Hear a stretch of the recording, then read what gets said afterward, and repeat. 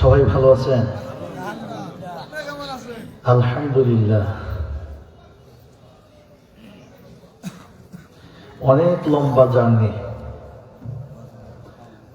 লম্বা জার্নি, তারপরে যে এশার নামাজের পরপরই সময় মতো আসতে পারছি, আল্লাহ শুকরিয়া, আলহামদুলিল্লাহ।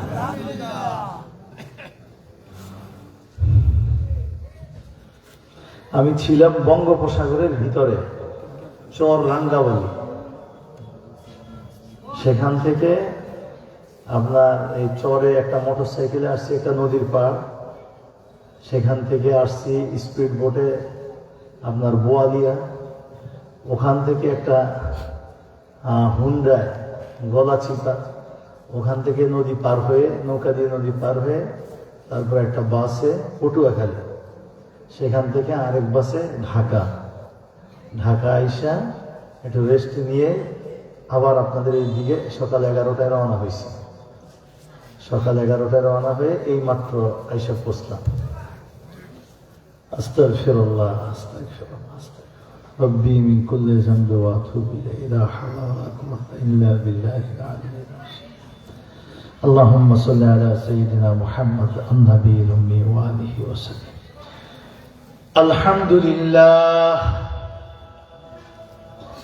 আলহামদুলিল্লাহি রাব্বিল আলামিন।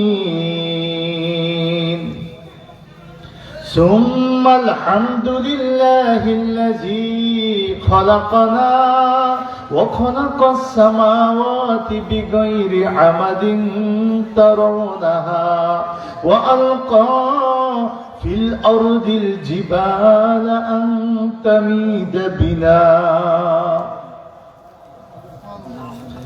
ثم الحمد لله الذي خالق بلا حاجة ورازق بلا مؤنة مميت بلا مخافة وباعث بلا مشقة. ونشهد أن لا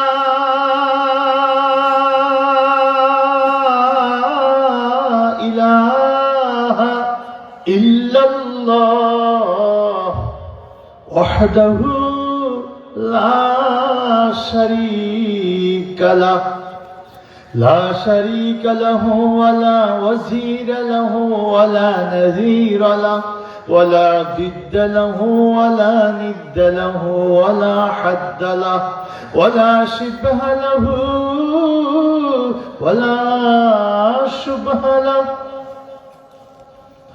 ونشهد أن سيدنا ونبينا وشفيعنا وقدوتنا وإمامنا وإمام الأنبياء وإمام المرسلين وسيد الأتقياء وقائد غر المحجلين أنيس الغاربين راحة العاشقين سراج السالكين رحمة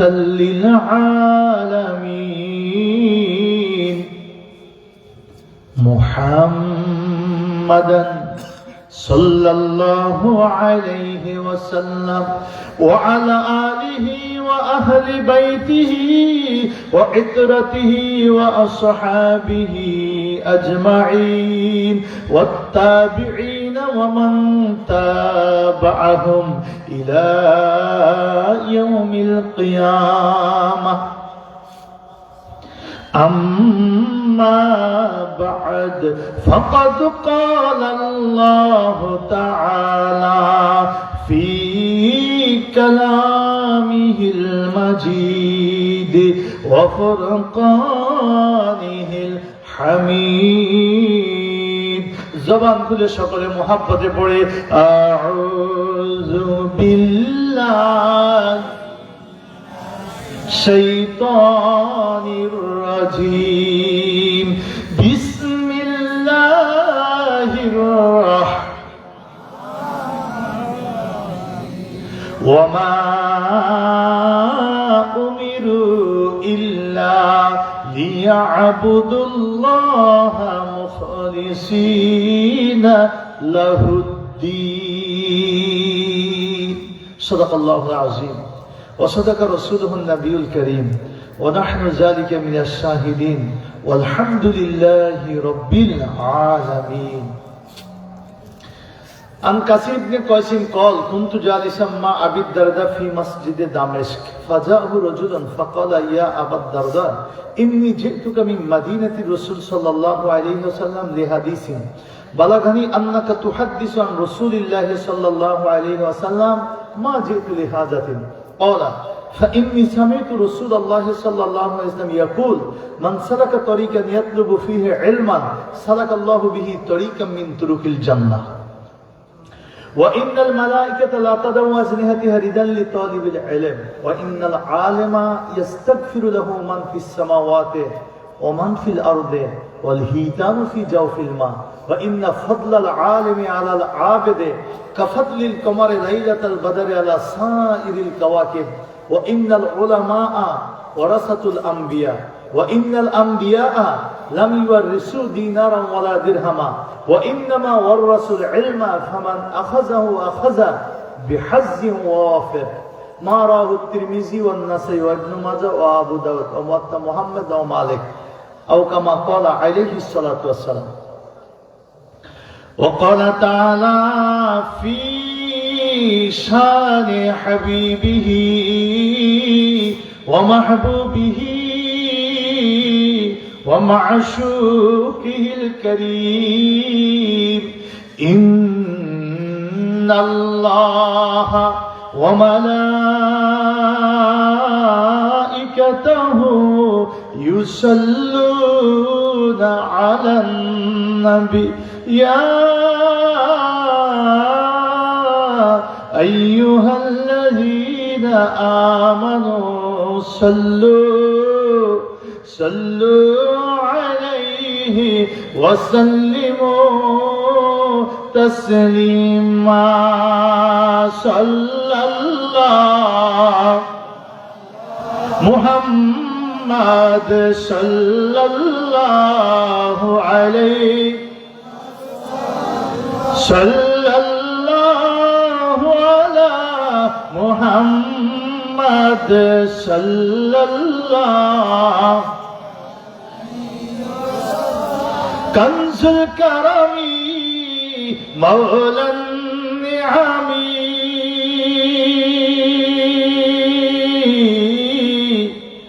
هدي الأمم لشريعته صلى الله محمد صلى الله صلى الله محمد صلى الله এ দুনিয়ার সবই থাকবে নবী আমরা একদিন থাকব না সবাই যেদিন মোদের ভুলে যাবে নবী গো আপনি মোদের ভুইলেন না সাল্লাল্লাহু মুহাম্মদ সাল্লাল্লাহু সাল্লাল্লাহু আলাইহি اللهم صل وسلم وبارك عليه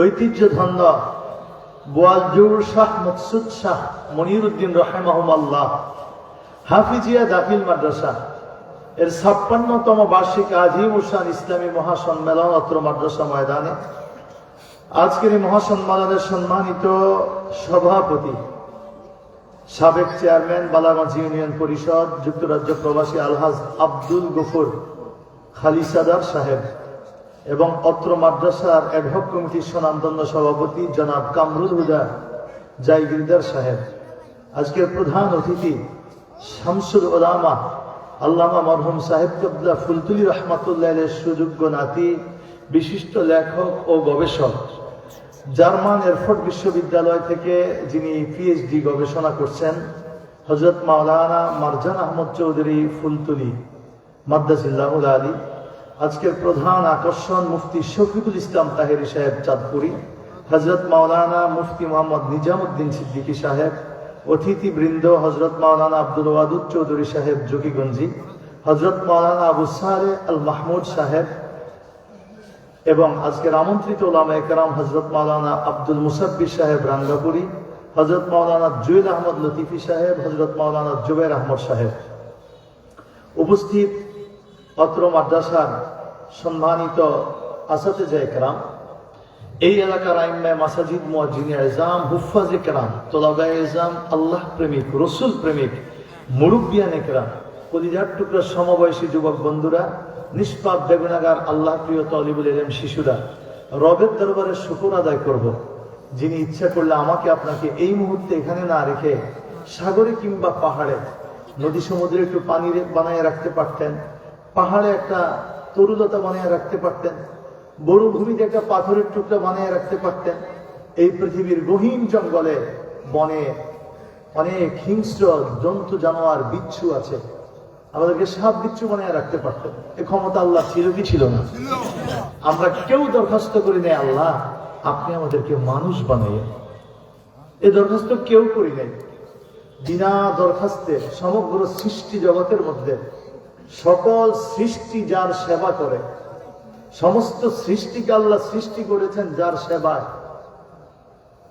প্রকাশ্যে আর অপ্রকাশ্যে, দেখি আর না দেখি, সমগ্র জাহান সেবা করে যিনি আর যে সৃষ্টিটা আল্লাহ পাকের সবচেয়ে প্রিয় সৃষ্টি, আল্লাহ যাকে নিজের খলিফার মর্যাদা দিয়েছেন, সে মানুষ হিসাবে আমাকে সৃষ্টি করেছেন বিনা দরখাস্তে। হিন্দুর ঘরে যদি জন্ম দিতেন আমরা হিন্দু হয়ে থাকতাম, খ্রিস্টানের ঘরে যদি জন্ম দিতেন হয়তো আমরা অনেকেই সারা জীবন খ্রিস্টান হয়ে থাকতাম। আল্লাহ একেবারে এই নিরঙ্কুশ নিষ্কলুষ শিরক মুক্ত ভাবে এক আল্লাহকে অন্তর থেকে ডাকার সৌভাগ্য আমাদের হয়তো কোনোদিনই হইত।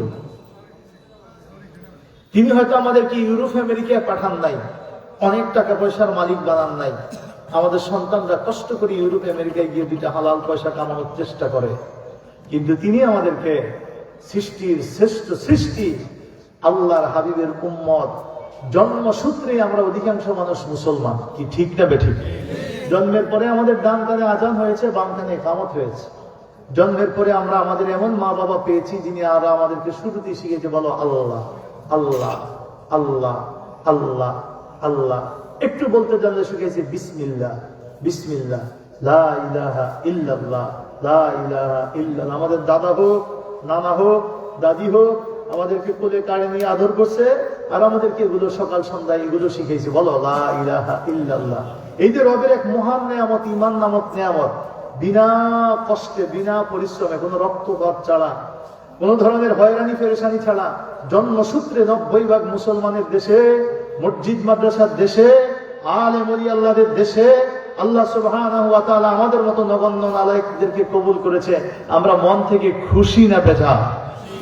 জবান খুলে বলি আলহামদুলিল্লাহ। মুআজ্জাজ হাজিরিন, আমরা যদি সবাই আলেম হইতাম, সবাই পবিত্র কোরআনের সব অর্থ পড়তে পারতাম, অর্থ করতে পারতাম, তাফসীর বুঝতাম, হাদিস সব বুঝতাম, সব মাসলা মাসাইল আমাদের জানা থাকতো, তাহলে আর এই মাহফিলটার প্রয়োজন হইতো না, ঠিক না ঠিক? এই মাহফিলের আর প্রয়োজন, এই মাহফিলটা কেন? প্রথম কথা হলো ইলমে দ্বীন শিক্ষার জন্য। সারা বছর আমাদের শিশুরা, আমাদের সন্তানগুলো, ভাতিজাগুলো, ভাগিনাগুলো এই মাদ্রাসায় ইলমে দ্বীন শিখে। কি শিখে? কেন শিখতে আসে? শিখার কি প্রয়োজন? তার কিছুটা যেন আমরাও উপলব্ধি করতে পারি, এজন্য কিন্তু আল্লাহ আমাদেরকে এখানে আজকে এই ব্যবস্থা করেছে এবং আমাদেরকে আসার তৌফিক দিয়েছে, কি ঠিক না বেঠিক? ভাইরা আমার, এই যে আমরা আজকে আসছি, এই মুহূর্তে যারা আসছি, এই আমার আলোচনার পরে কি আপনাদেরকে কেউ কি আলোচনায় আসতে বাধ্য করছে? কেউ বাধ্য করে নেই, আপনারা না আসলেও পারতেন। তাবারক বা বিরিয়ানি যদি থেকে থাকে, আমি জানি না আছে কিনা, যদি থেকে থাকে হয়তো তার আগে আসলেও আপনি পাইতেন। এখন যে আসছেন, কেন আসছেন? এই যে আসছেন, কেন আসছেন? আপনার জীবনের নিঃশ্বাসটুকু, সময়টুকু কেন ব্যয় করতেছেন? আল্লাহর পথে। কার পথে? সবাই বলেন। কাকে চিনার জন্য, জানার জন্য? আল্লাহ আল্লাহ রসুলকে চিনার জন্য, দিন চিনার জন্য, ইমানকে বুঝার জন্য, আমলকে মজবুত করার জন্য আসছি। কি ঠিক না বেঠিক? আরো জোরে বলেন। দুনিয়ার মানুষ মানুষকে ঠকায়, আল্লাহ মানুষকে ঠকায় না। দুনিয়ার মানুষ মানুষকে ঠকায়, আল্লাহ মানুষকে ঠকায় না। ভাই ভাইকে অনেক সময় ঠকায়, ভাই বোনকে ঠকায়, বোন ভাইকে ঠকায়। অনেক সময় পিতা মাতাও এক সন্তানকে বেশি দেয়, আরেক সন্তানকে কম দেয়, ঠকায়। অনেক সময় সন্তান নিজের ছেলে মেয়ের প্রতি যত আদর, মা বাবারে তত আদর করতে চায় না। কি ঠিক না বেঠিক? মানুষ মানুষকে দুই নজরে দেখে ঠকায়, কিন্তু রব্বুল আলামিন আমাদের সবাইকে ভালোবাসে। এত বেশি ভালোবাসে, আল্লাহর সামনে দাঁড়াইলে ফকির আর বাচ্চার মধ্যে কোনো ডিফারেন্স নাই, সব এক কাতারে বলছে আল্লাহ। কি ঠিক না বেঠিক? আমরা কেউ গরিবের ঘরে জন্ম নিয়েছি, কেউ ধনীর ঘরে জন্ম নিয়েছি, কেউ রাষ্ট্রপ্রধানের ছেলে আর কেউ কৃষকের ছেলে, কিন্তু আমাদের প্রত্যেকের মায়ের পেট থেকে আসার আগেই আল্লাহ আমাদেরকে দুনিয়ায় মায়ের পেট থেকে আসবো, ওখানে আমি ছিলাম মায়ের পেটে 3 স্তর ভিতরে। দুনিয়ার আলো, বাতাস, অক্সিজেন, কার্বন ডাই অক্সাইড সহ বিভিন্ন উপকরণে আমি এখানে সুস্থ থাকতে পারবো কিনা, সবচেয়ে গুরুত্বপূর্ণ আমার খাবার। আল্লাহ আমাকে মায়ের স্তনে খাবার পাঠিয়েছেন। আমি যখন দুনিয়া আসি নাই, তখন মায়ের স্তনে খাবার ছিল। আমি যখন আবার পারফেক্ট হয়ে যাব দুনিয়া চলার মতো, তখনও মায়ের স্তনে আর খাবার থাকবে না। আমার যতক্ষণ প্রয়োজন, ঠিক ওইটুকু সময়ের জন্য আল্লাহ মায়ের বুকে খাবার দিলেন, এবং আমি যেন খেতে পারি এই জন্য আমাকে দাঁত ছাড়া জন্ম দিছে। দাঁত ছাড়া জন্ম দিছে। আমার শুরুতেই দাঁত থাকলে আমি এভাবে খাইতে পারতাম না। আল্লাহ সুবহানাহু ওয়া তাআলা একটা পেটের ভিতরে 3 স্তর ভিতরের মানুষটা বের হয়ে আসলে দুনিয়ায় চলতে তার কতটুকু ভিটামিন এ, কতটুকু বি, কতটুকু ভিটামিন সি, কতটুকু ভিটামিন ডি, কতটুকু ভিটামিন ই, কোনটা কোন উপাদান কতটুকু লাগবে, ইলেকট্রল কতটুকু লাগবে, সবগুলো আল্লাহ তাআলা প্রত্যেকটা বান্দার জন্য, আমার আপনার জন্য। বাদশার ঘরে জন্ম নেয় আর ফকিন্নির ঘরে জন্ম নেয়। বাদশার তাকে পৃথিবীর শ্রেষ্ঠ খাবার খাবার, আর আমার বাবা ফকির যতটুকু রুজি করতে পারছে, আমার মা যা খাচ্ছে, কিন্তু আল্লাহ তাআলা আমাকে সমানভাবে মায়ের স্তন থেকে দিচ্ছে। আল্লাহ আমাকে 2 চোখে রাখেন। আল্লাহ আমাকে কখনো বলে নাই কালো লোক আমার পছন্দ না, কখনো বলে নাই অশিক্ষিত আমার পছন্দ না। শিক্ষিত লোক জান্নাতে যাবে, পৃথিবীতে এমন কোনো গ্যারান্টি দেয় নাই। কথা বলেন। আল্লাহ কখনো বলে নাই খাটো লোক আমার পছন্দ না। অনেক সময় মা তার সন্তানকে পছন্দ করে না, বাবা তার মেয়েটাই পছন্দ হয় না। আমার মেয়ে আমারই পছন্দ হয় না, মানুষের পছন্দ হবে আর কি। মানে বাবার যে মেয়ে জন্ম নিছে, বাবার চোখে ওরে ভালো দেখায় না। নাউযুবিল্লাহি মিন যালিক। অনেক সময় আমার ভাই আমাকে পছন্দ করে না, এলাকাবাসী আমারে দেখলে মস্কারি করে, আমি অত সুন্দর না, কিন্তু আমার রবের কাছে আমার মূল্য পৃথিবীর শ্রেষ্ঠ সুন্দর মানুষের সমান। কথা বলেন ঠিক না বেঠিক? কষ্ট পেয়েছেন? কষ্ট পেয়েছেন? সেই আল্লাহ মানুষকে ঠকায় না। কেন বলছি? এই যে আমরা আজকে আসছি, আমরা যে আসছি, এই যে আমার এখানে এখন আর আমার পরে কোনো বিরিয়ানি নাই, তেহারি নাই, কিন্তু আপনারা শুনছেন, ভালোবেসে আসছেন, দেখি হুজুর থেকে কিছু দিন শিখতে পারি কিনা। কি বলে আল্লাহ পাক, নিয়ত করার সাথে সাথে আপনার পায়ের তলা দিয়ে, আপনি যেই হন না কেন, বয়স যতই হোক না কেন, পায়ের নিচে ফেরেশতারা তাদের ধানাগুলো বিছিয়ে দিছে। এ আমার বড়ালজুরের ভাইরা রে, ইলমে দ্বীন এত দামি জিনিস, ইলমে দ্বীন ছাড়া কখনো আল্লাহকে চিনা যায় না। আর যে আল্লাহকে চিনতে না পারে, কোনোদিন সে আল্লাহর পরিপূর্ণ আনুগত্য করতে পারে না। আল্লাহ পাকের পরিপূর্ণ আনুগত্যের জন্য আল্লাহ চিনা ফরজ, রসুল চিনা ফরজ, কোরআন বোঝা ফরজ। এই কারণে এই মাদ্রাসাগুলো করা খুব হৃদয়ের কান দিয়ে শুনবেন। আল্লাহ পবিত্র কোরআনুল কারীমে বলে দিয়েছে, কুনু রাব্বানিয়িনা বিমা কুনতুম তুআল্লিমুনাল কিতাবা ওয়া বিমা কুনতুম তাদরুসুন।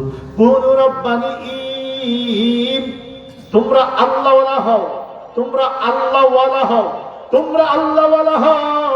পৃথিবীতে আমরা মাদ্রাসায় পড়তে পারি আর না পারি, পৃথিবীতে আমরা ব্যবসায়ী হই আর ডাক্তার ইঞ্জিনিয়ার হই, প্রত্যেককেই আল্লাহ হুকুম করেছে আল্লাহওয়ালা হও।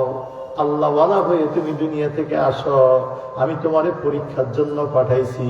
তবে এই আল্লাহওয়ালা হইবে, মন গড়া ইবাদত দিয়ে কেউ আল্লাহওয়ালা হইতে পারে না।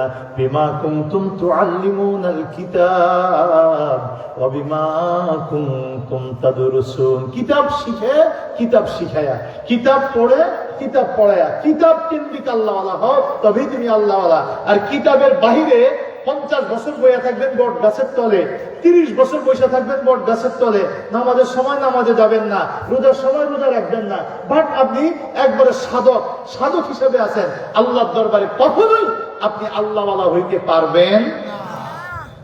এটা তন্ত্র মন্ত্র ঝপতে ঝপতে ওই মন্ত্রের কিছু শক্তি নিতে পারেন,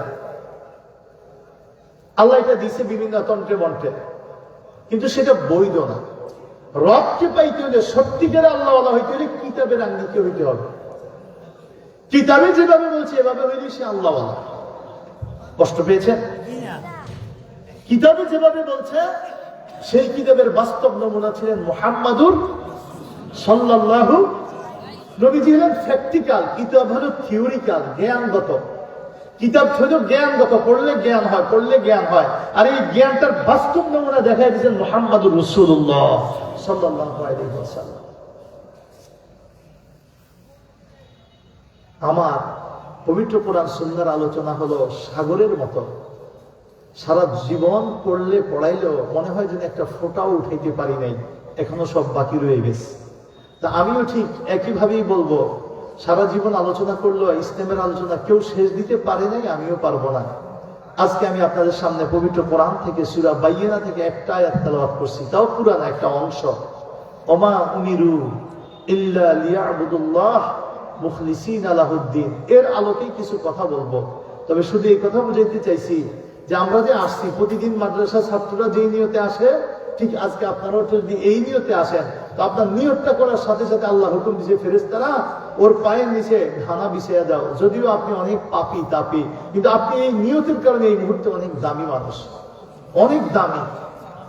এখান থেকে যদি আমরা কেউ ঘরে ফিরে যাইতে না পারি, মৃত্যু হয়।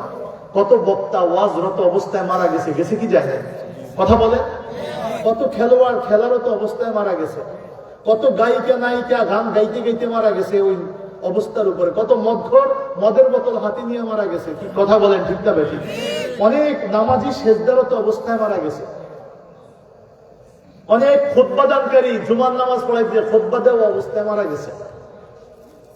আমরা কেউ যদি এখান থেকে ঘরে ফিরে যাইতে না পারি, প্রতিমধ্যে মৃত্যু হয়। এই যে আসছি আর যাইতে পারলাম না, মৃত্যু হয়। তাহলে ফাহুয়া ফি সাবিলিল্লাহ, আমি আল্লাহর পথের উপরে আছি, আল্লাহর জান্নাতের পথে।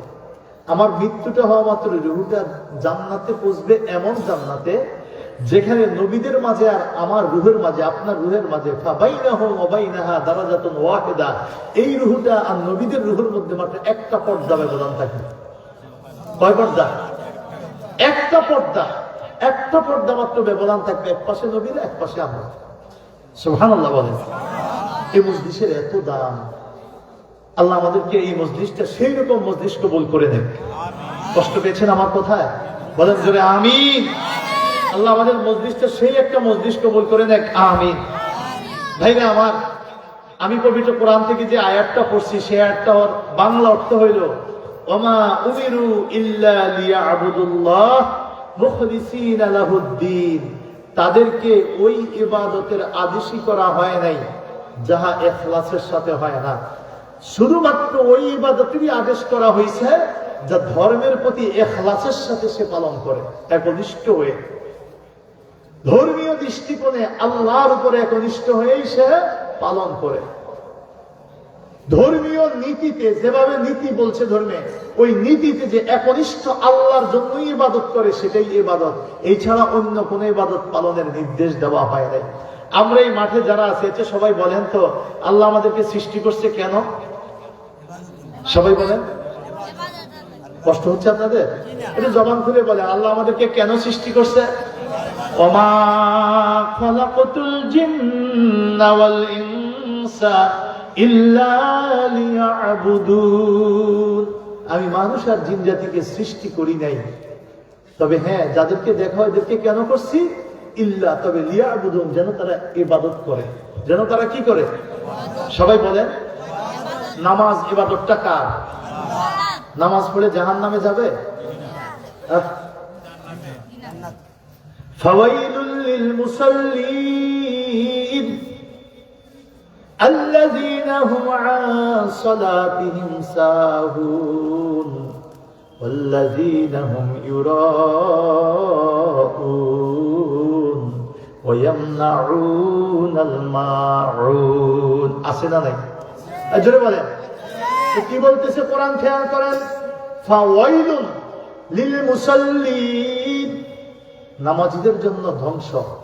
তাফসীরে লিখছে ওয়াইল হলো জাহান্নামের একটা গভীর অত্যন্ত যন্ত্রণাদায়ক এক গর্ত, জাহান্নামের গর্ত, নামাজীদের জন্য এই গর্ত। আল্লাযীনা হুম আন সালাতিহিম সাহুন, যারা তাদের নামাজে গাফেল। যারা তাদের নামাজে কি? জোরে বলেন, সবাই বলেন। নামাজ পড়েছি, নামাজের ভিতরে মন চলে গেছে দোকানের দিকে, ব্যবসার দিকে, পিতামাতার দিকে, হিসাব নিকাশের দিকে। নামাজের ভিতরে মন ডাইনে গেছে, বামে গেছে। এমন বহু নামাজি আছি, বছরকে বছর নামাজ পড়ছি, 4 রাকাত নামাজ দিলে যদি জিজ্ঞাসা করা হয় প্রথম রাকাতে সূরা ফাতিহার পরে কোন সূরাটা মিলাইছেন, দ্বিতীয় রাকাতে কোন সূরা মিলাইছেন, আমরা অনেকে বলতে পারবো না। কথা কোন ঠিক না ঠিক? কত নামাজ পড়ছি, 4 রাকাত নামাজের নিয়ত করে দাঁড়াইছি, এখন 3 রাকাত হইল না 4 রাকাত হয়ে গেল, নিজেই নিজে ভুলে গেছি, কনফিউশনে পড়ে গেছি, মন অনেক দূরে চলে গেছে। যখন হিসাবে টান দিছি, এখন 3 রাকাত হইল না 4 রাকাত হইল, টেনশনে পড়ে গেছি। এমন বান্দা আমার মনে হয় একজনও বাকি নেই যে জীবনে এমন পড়ি নাই। কেউ বেশি কেউ কম। কথা বলে আল্লাহ বলে নামাজি যারা গাফেল, আমি আল্লাহ থেকে অন্তর গাফেল হয়ে গেছে। চোখ বন্ধ করে যদি জীবনে নামাজ খুঁজি, যে আল্লাহকে সামনে যেইভাবে নবীজি বলেছে আনতা'বুদাল্লাহা কাআন্নাকা তারাহু ফাইন লাম তাকুন তারাহু কাআন্নাহু ইয়ারাক, তুমি এমন ভাবে আল্লাহর ইবাদত করবে কেমন যেন তুমি আল্লাহরে দেখতেছো। আল্লাহরে দেখতেছো এমন যেন তুমি আল্লাহকে দেখতেছ। ফাইন লাম তাকুন তারাহু, যদি তুমি আল্লাহকে না দেখো, ফাইন্নাহু ইয়ারাক, কেমন তুমি এই কথা জেনে রাখো নিশ্চয়ই তিনি তোমারে দেখতেছেন। আমি যে দাঁড়াইছি আমি আল্লাহকে দেখতেছি। এমন নামাজ কয়দিন পড়ছি? রাসূল তো এই নামাজ শিক্ষা দিছে। আমি যখন এখান থেকে দূরে সরে গেছি, বলেন তো আমি সাহুনের কাতারে আসি না নাই? এ ভাইরা শোনো, এই জন্য আল্লাহ বলছে তোমরা যতই জানো দুনিয়ার সব ইবাদতের নির্দেশ আমি দিয়েছি, নামাজ পড়ো নির্দেশ যেমন আল্লাহর, তেমনি ভাবে ওয়াতুজ যাকাত, যাকাত আদায় করো নির্দেশ কার? কুতিবা আলাইকুমুস সিয়ামু কামা কুতিবা আলাল লাযিনা মিন ক্বাবলিকুম লাআল্লাকুম তাত্তাকুন, রোজাকে ফরজ করা হয়েছে নির্দেশ কার? আতিমুল হজ্জ ওয়াল উমরাতা লিল্লাহ, সামর্থ্য থাকলে হজ এবং উমরাকে এক আল্লাহর জন্যই পরিপূর্ণ করো। হজ উমরার নির্দেশ কার? একটু চিন্তা করে দেখো, হৃদয় দিয়ে দান সাদাকা করার নির্দেশ দিছে কে? ইনসাফের দৃষ্টিতে সম্পত্তির বন্টন, বাবা মারা গেছে সবার ভিতরে বন্টনের নির্দেশ দিছে কে? কোন কাফের মুশরিক বেঈমান নাস্তিক ধর্মদ্রোহী যদি ধর্ম ধ্বংস করে দিতে চায়, ধর্মের বিরুদ্ধে কথা বলে, নবীর বিরুদ্ধে কথা বলে, আল্লাহর বিরুদ্ধে কথা বলে, মসজিদ মাদ্রাসা ধ্বংস করে দিতে চায়, দেশ ধ্বংস করে দিতে চায়, ইসলামের শান্তি বিনষ্ট করতে চায়, তার বিরুদ্ধে জীবনের সব দিয়ে ইসলামকে জিন্দা করার মানুষের ময়দানে যাওয়ার নির্দেশ কার?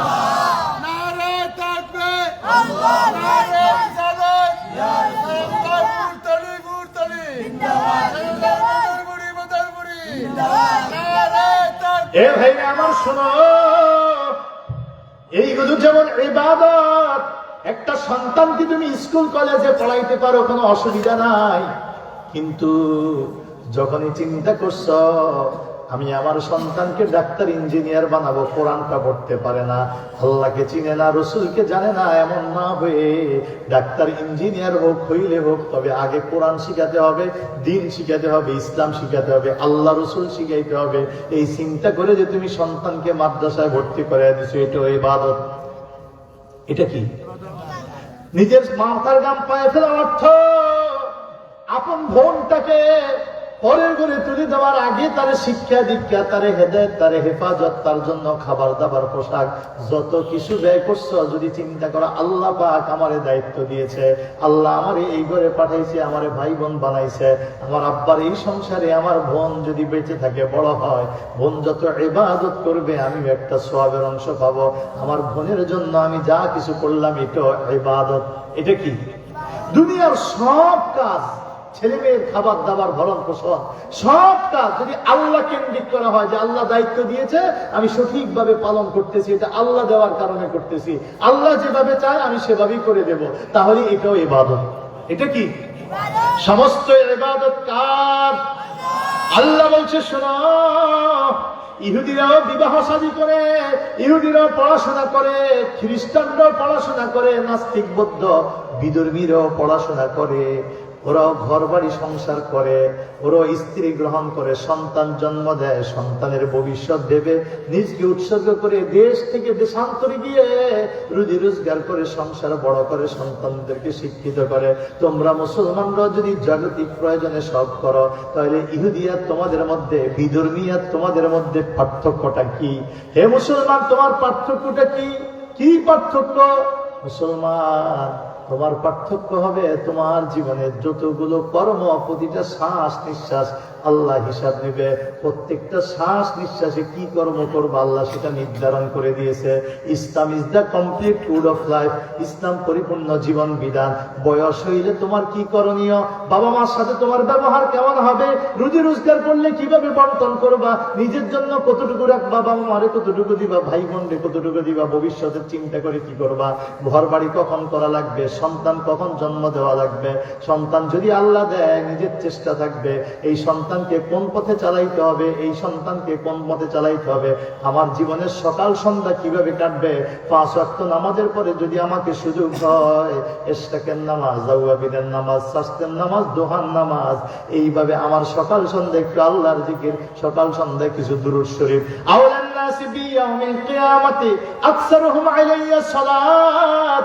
হাসরের ময়দানটা যেদিন তামা হয়ে যাবে, উঁচা থাকবে না, নিচা থাকবে না, পাহাড় থাকবে না, পর্বত থাকবে না, পুকুর থাকবে না, নদী থাকবে না, খাল থাকবে না, বাড়ি থাকবে না, ঘর থাকবে না, জঙ্গল থাকবে না, কিছুই থাকবে না, তামা হয়ে যাবে ময়দানে মহাশর।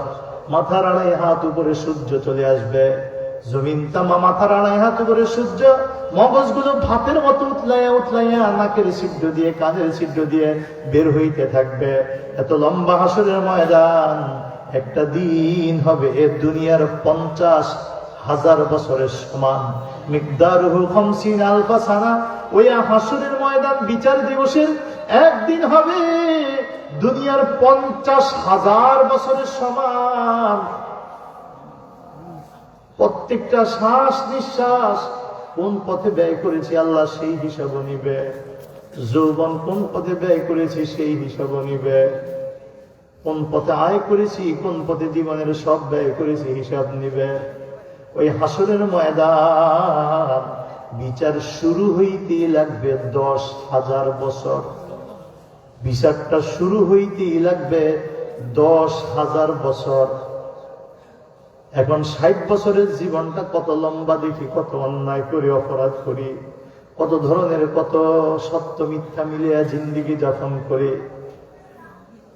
আল্লাহ নিজেই কোরআনে বলছে, ওয়ালা তালবিসুল হাক্কা বিল বাতিল ওয়া আনতুম তা'লামুন, তোমরা জানো তারপরও সত্যকে মিথ্যার সাথে মিশ্রিত করিও না, জেনে শুনে সত্য মিথ্যা মিশ্রিত করিও না। এই হাসরের ময়দানের একটা দিন দুনিয়ার 50,000 বছরের সমান। দুনিয়ার প্রতিদিনের মধ্যে সকাল আছে, বিকাল আছে, দিন আছে, রাত আছে। ওই 50,000 বছরে কোনো দিন নাই, রাত নাই, সকাল নাই, বিকাল নাই। ভালো করে হৃদয়ের কান দিয়ে শোনেন, শীতকাল নাই, গ্রীষ্মকাল নাই, একই আবহাওয়া। কাউকে আল্লাহ আরশের ছায়ার নিচে রাখবে, 7 শ্রেণীর লোকের আল্লাহ আরশের ছায়ার নিচে রাখবে, আর কাউকে আল্লাহ তাআলা এমন পরিবেশে রাখবে কাঁদতে কাঁদতে কাঁদতে কাঁদতে চোখের পানি পড়তে পড়তে এত বড় গর্ত হবে, চোখের কুঠুরির মধ্যে নৌকা চালানো যাবে। এই চোখের গর্তে নৌকা চালানো যাবে, তাহলে কি ভাবছেন? হাসরের ময়দানে আপনার দেহটা 3.5 হাত হবে না, 3.5 হাত হবে না। এইরকম দেহ নিয়ে দুনিয়ার কেউ হাসরের ময়দানে উঠবে না। এইরকম দেহ নিয়ে বর্তমানে যেভাবে আছেন, মরার সময় যেভাবে মৃত্যুবরণ করি, ওই রকম দেহ নিয়ে দুনিয়ার কেউ হাসরের ময়দানে উঠবেই না। যারা জাহান্নামী হবে রে, আল্লাহ পাক ময়দানে মহাশনে এমন এক আকৃতি দিবে, জাহান্নামে ফেলার আগে তাদের এই শরীরের চামড়া হবে 3 দিনের রাস্তা। একটা তেজি ঘোড়ার উপরে উঠে কেউ যদি ঘোড়াটারে 3 দিন ধরে দৌড়ায়, 3 দিন ধরে দৌড়াইলে ঘোড়া যত সময় যাইতে পারে, একজন জাহান্নামীর গায়ের চামড়া হবে ঘোড়ার 3 দিনের দৌড়ের সমান রাস্তা, সমান মোটা গায়ের চামড়াটা। তিরমিজি শরীফের হাদিস, মেশকাত শরীফের হাদিস খানা আছে, আমি অসংখ্যবার পড়ছি, পড়াইছি, কারো শোনা কথা বলি না। কেমন ভাবে আল্লাহ আকৃতিটা দিবে, এই থুতনির নিচ থেকে শুরু করে ঘাড়, এই ঘাড়টা হবে 70 দিনের রাস্তা, 70 দিনের রাস্তা। মাথার 2.5 হাত উপরে সূর্য জমিন তামা, কানতে কানতে কানতে কান্না করতে করতে করতে করতে চোখের পানি এমন ভাবে যাবে, চোখের কুঠুরি গর্তটা এমন হবে। এই আল্লাহর হাবিব প্রিয় নবী আল্লাহর থেকে জানায় আমাদেরকে জানাইছে, জাহান্নামী ব্যক্তিদের চোখের কুঠুরির ভিতরে নৌকা চালানো যাবে। চিরসুখী হতে চাও, দুনিয়ায় বসে কেঁদে যাও।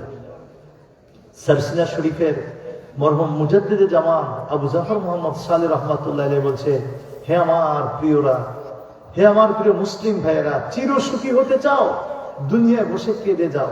আমরা কবে আল্লাহর কাছে কাঁদছি, অনেকে হিসাব করলে খুঁজেও পাবো না যে আমি অমুক দিন আল্লাহর কাছে একটু কাঁদছিলাম।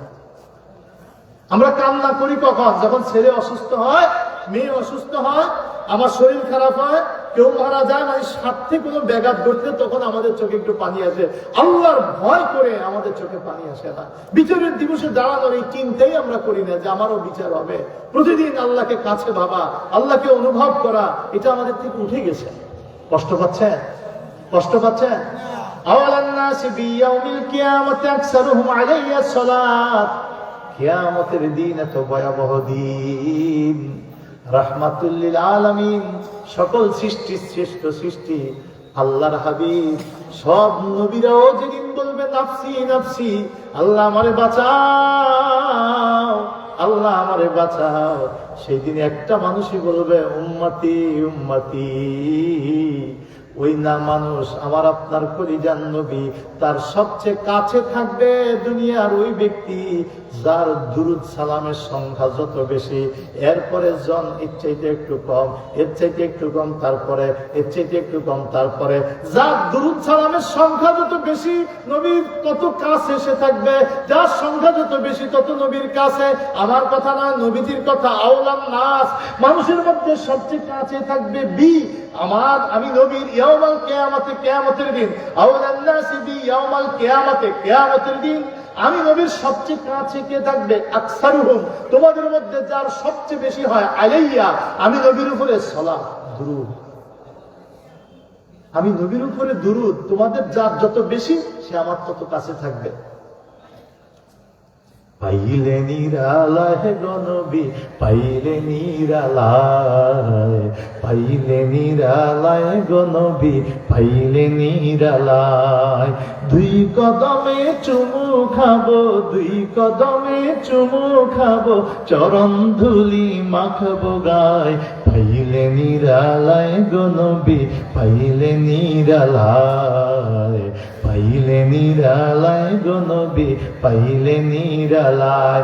এ আমার গোয়াল জুড়ে ভাইরা কথার কথা নয় আর মুখের কথা নয়, রসুল পাইতে হইলে হৃদয়ে আবেগ লাগে।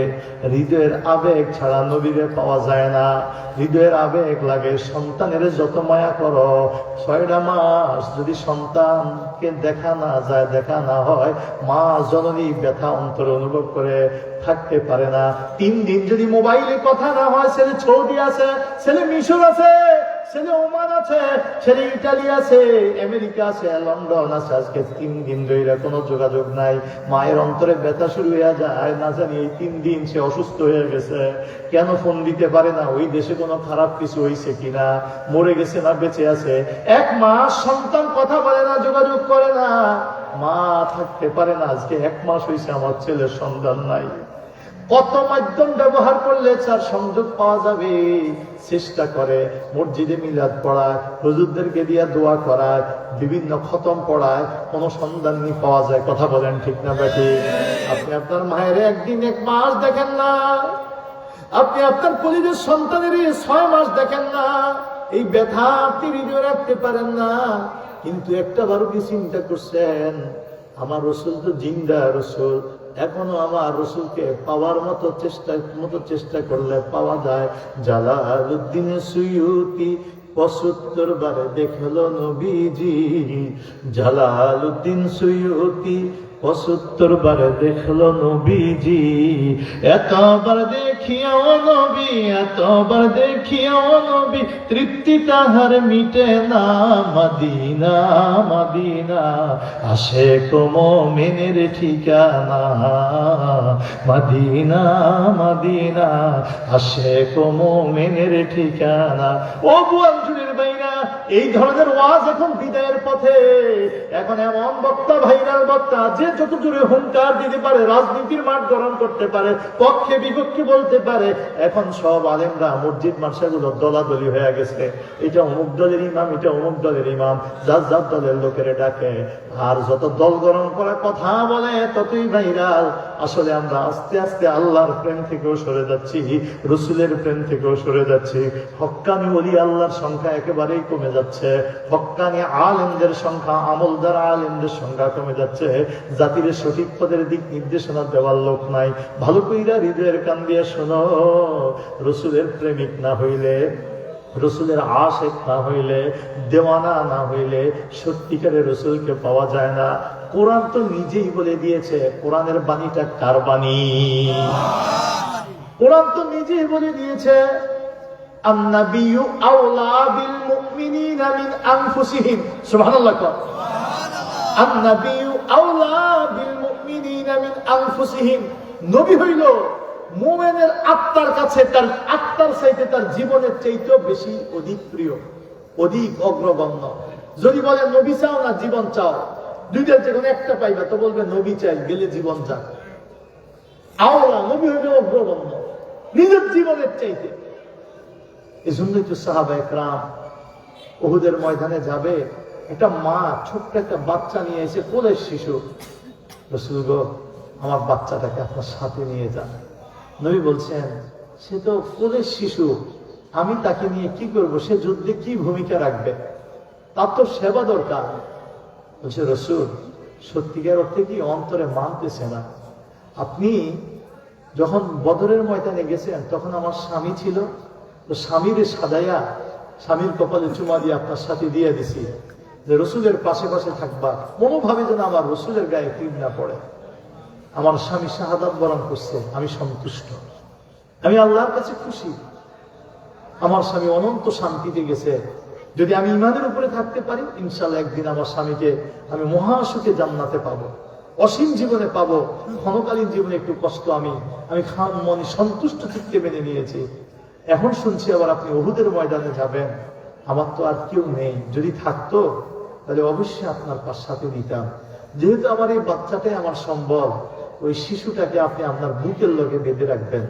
যদি কোনো কাফের তীর মারে তো আগে আমার সন্তানের বুকে পড়ুক, তবু আপনার বক্ষটা যেন রক্ষা পায়। আপনি কি চিন্তা করে দেখছেন, বদরের যুদ্ধের প্রকালে যখন কাফিরের সংখ্যা 1000, মুসলমানের সংখ্যা 313, কাফেরের 1000-এর 1000 বাহন 1000 বাহন। মুসলমানের বাহন হইল মাত্র 70টা উট। কাফেরের 1000 অস্ত্র, প্রত্যেকের একটা অস্ত্র। মুসলমানের অস্ত্র হইল মাত্র 8টা। কয়টা? কাফের ভালো জায়গা পাইছে, শক্ত জায়গা, মুসলমান ধুলাবালির জায়গা। কাফের পানির কূপ দখল করছে, পানি তাদের, মুসলমানের পানি ছিল না। যুদ্ধের এই ভয়াবহ পরিস্থিতিতেও সাহাবায়ে কেরাম একটা আর্তনাদ করছে, হুজুর আমাদের একটা দাবি আছে। শেষ কথা বলে কি? বলে আমরা যে যুদ্ধে যাচ্ছি সেটা একটা অসম, সমান সমান না, ওনাদের সাথে আমাদের কোনো তুলনাই হয় না। কথা বলেন না? 1000 অস্ত্র আর মাত্র 8টা অস্ত্র, 8টা, 5 আর 3 8। বাকিগুলো নবীজি খেজুরের ডাল ভেঙে হাতে দিছে। নবীজি আমাদের একটা দাবি আছে। কি? যুদ্ধ শুরু হবে, আল্লাহ আমাদের সাহায্য করবে, আমরা আল্লাহ সাহায্যে ইনশাআল্লাহ বিজয়ী হব। আমরা ফিরতে আসি নাই, আমরা আল্লাহ আল্লাহ রসুলের পথে আছি। জীবন গেলে আমরা আরো বেশি খুশি। মুসলমান জীবন নিয়ে যাইতে ময়দানে আসে না, জীবন দিতে ময়দানে আসে। কথা বলে, আল্লাহর জন্য উৎসর্গ করতে ময়দানে আসছে। তা আমাদের একটা দাবি হলো, আমরা কিন্তু যুদ্ধ করতে আসি নাই। আপনি আমাদেরকে প্রথম ডাকটা দিয়েছিলেন যে তোমরা যে যে অবস্থায় আসো, এই অবস্থায় বের হয়ে আসো। কারণ ওই মক্কার কুরাইশরা সিরিয়া থেকে অস্ত্র কিনতেছে, এই অস্ত্র মক্কায় পৌঁছলে তারা প্রস্তুতি নিয়ে যুদ্ধের জন্য মদিনায় এসে মদিনা শেষ করে দেবে। তো এই অস্ত্রটা যেন মক্কায় না পৌঁছে পথে বাধা দিতে হবে, আল্লাহ হুকুম করছে। তো অতএব তোমরা এই এখন যে যে অবস্থায় বেরিয়ে আসো। ভাই, যুদ্ধ করতে যদি কেউ প্রস্তুতি নিয়ে যায়, আপনারাও যদি যান, খালি হাতে যাইবেন না? ঘরের মধ্যে যদি একটা দাও থাকে, বটি থাকে, কাছি থাকে, এটা নিবেন না? কথা বলেন না? তো মুসলমান 313 জন, কতজন? অস্ত্র কয়টা? কেন ঘরের মধ্যে একটা দাও বটি নেই? ইসলামের ইতিহাসটা চিন্তা করেন। মূলত আল্লাহর হাবিবুল ইসলাম বলছে যে আল্লাহ হুকুম করছে এই মুহূর্তে যে যে অবস্থায় আছে নদীর কাছাকাছি, এদেরকে এই অবস্থায় রওনা দেওয়ার জন্য ওই অস্ত্র বাধা দিতে হবে, অস্ত্র যেন নিতে না পারে। কথা বুঝছেন? এই অস্ত্র পৌঁছতে সমস্যা এই মুহূর্তে, যার কারণে তারা বাসার থেকে অস্ত্রটা আনতে পারে নাই। হুকুম হয়েছে এখনই বের হয়ে যান, এভাবে আর কাউরে টাকা লাগবে না। ওরটা আনতে পারে নাই, ঘোড়া আনতে পারে নাই। মদিনায় কি মুসলমানদের একটা ঘোড়াও ছিল না? সত্যের জমতলে ময়দানে এসে একটা ঘোড়া। চিন্তা করছেন? তা এই সাহাবীরা যখন ওই অস্ত্র কিন্তু আরেক পথে চলে গেছে, আর এই তারা অনুভব করছে মানে মুসলমানরা বাধা সৃষ্টি করতে পারে, এইটা কইয়া আগে একটা দূত পাঠাইছে মক্কায় যে বলো তোমাদের অস্ত্র শস্ত্র চালানাতি সব মুসলমানদের দ্বারা আক্রান্ত হয়েছে। এই ওই যে সংবাদদাতা সে সংবাদ দিছে, দেওয়ার পরে মক্কায় আবু জেহেলের নেতৃত্বে 1000 কুরাইশ কাফের বের হয়ে আসছে যে আমরা মুসলমানদের উত্তম ভাবে সাহায্য করব। কিন্তু যে অস্ত্র আবু সুফিয়ানের নেতৃত্বে আরব সাগরের পার ধরে অন্য রাস্তায় তারা চলে গেছে। তো অস্ত্র তো চলে গেছে, এখন যারা এসে যুদ্ধ করতে, কি করতে? 1000 যুদ্ধ করতে আইছে। এই যুদ্ধের সামনে নবীর সৈনিক মাত্র 313 জন, 8টা অস্ত্র, বাকিরা খালি হাত, খেজুরের ডাল ভেঙে দিছে যুদ্ধের সামনে। এখন যুদ্ধ যখন শুরু করবে তখন মুসলমানরা একটা আবেদন জানাইছে। কয়টা? রাসূল তাফসীরে মাযহারি আল্লামা সানাউল্লাহ ফানিপতি রাহমাতুল্লাহ আলাইহি লিখছেন, পবিত্র কোরআন তাফসীর ওয়ালাকাদ নাসারাকুমুল্লাহু বিবাদরি ওয়া আনতুম আযিল্লা, এই আয়াতের তাফসীরে আমি অসংখ্যবার পড়াইছি আলহামদুলিল্লাহ। শোনা ওয়াজ না, বানানো ওয়াজ না। সাহাবে کرام একেবারে যুদ্ধের প্রথম প্রেক্ষাপটে দাঁড়ায়া শুরু হওয়ার এক মুহূর্তে একটা আবেদন জানাইছে, রাসূল আমরা তারা অসম, আল্লাহর সাহায্য আমাদের উপরে আসবে, আমরা বিশ্বাস করি ইসলাম বিজয়ী হবে। তবে যদি আল্লাহর কোনো পরীক্ষা থেকে থাকে যে আমরা পরাজিত হব, তবুও সেটা আমরা মেনে নেব। আমাদের সবাই গর্দান পড়ে গেল, আমাদের কোনো আপত্তি নাই, আমরা ইসলামের জন্য জীবন দিতে আসছি। তবে একটা কথা হলো কি, আমরা যেমন আপনাকে ভালোবাসি, মদিনায় রেখে আসা আমাদের স্ত্রী, আমাদের সন্তান, আমাদের ভাই, তারাও আপনাকে ভালোবাসে। আমরা আমাদের জীবনের চাইতে আপনারা যেমন ভালোবাসি, ঠিক তারাও তাদের জীবনের চেয়ে আপনারে বেশি ভালোবাসে। রাসূল আমরা যদি শহীদ হয়ে যাই, তাতে আমাদের পরিবার আপনাকে দেখলে সান্ত্বনা পাবে। আপনি যদি বেঁচে থাকেন আর আমরা সবাই শহীদ হয়ে গেছি, আমাদের সেই স্বামীহারা স্ত্রীগুলা, আমি শহীদ হয়ে গেছি, আমার স্ত্রী স্বামীহারা বিধবা, আমার সন্তান পিতাহারা সন্তান। তা আমরা যদি শহীদ হয়ে যাই, শুধু আপনি যদি বেঁচে থাকেন, তো আমাদের সেই স্বামীহারা স্ত্রীগুলো, আমাদের সেই সন্তানহারা পিতাগুলো, আমাদের সেই ভাইহারা ভাইগুলো শুধু আপনারে দেখলেও তারা অন্তরটা শান্তি পাবে, তারা বেঁচে থাকার মতো সেই সান্ত্বনা পাবে।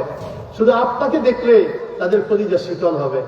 কিন্তু রসুল, আমরা সবাই যদি বেঁচে থাকি আর আপনি যদি শাহাদাত বরণ করেন, তাহলে আমাদের পরিবার, সন্তান, ভাই কেউ সুস্থ জীবন যাপন করতে পারবে না।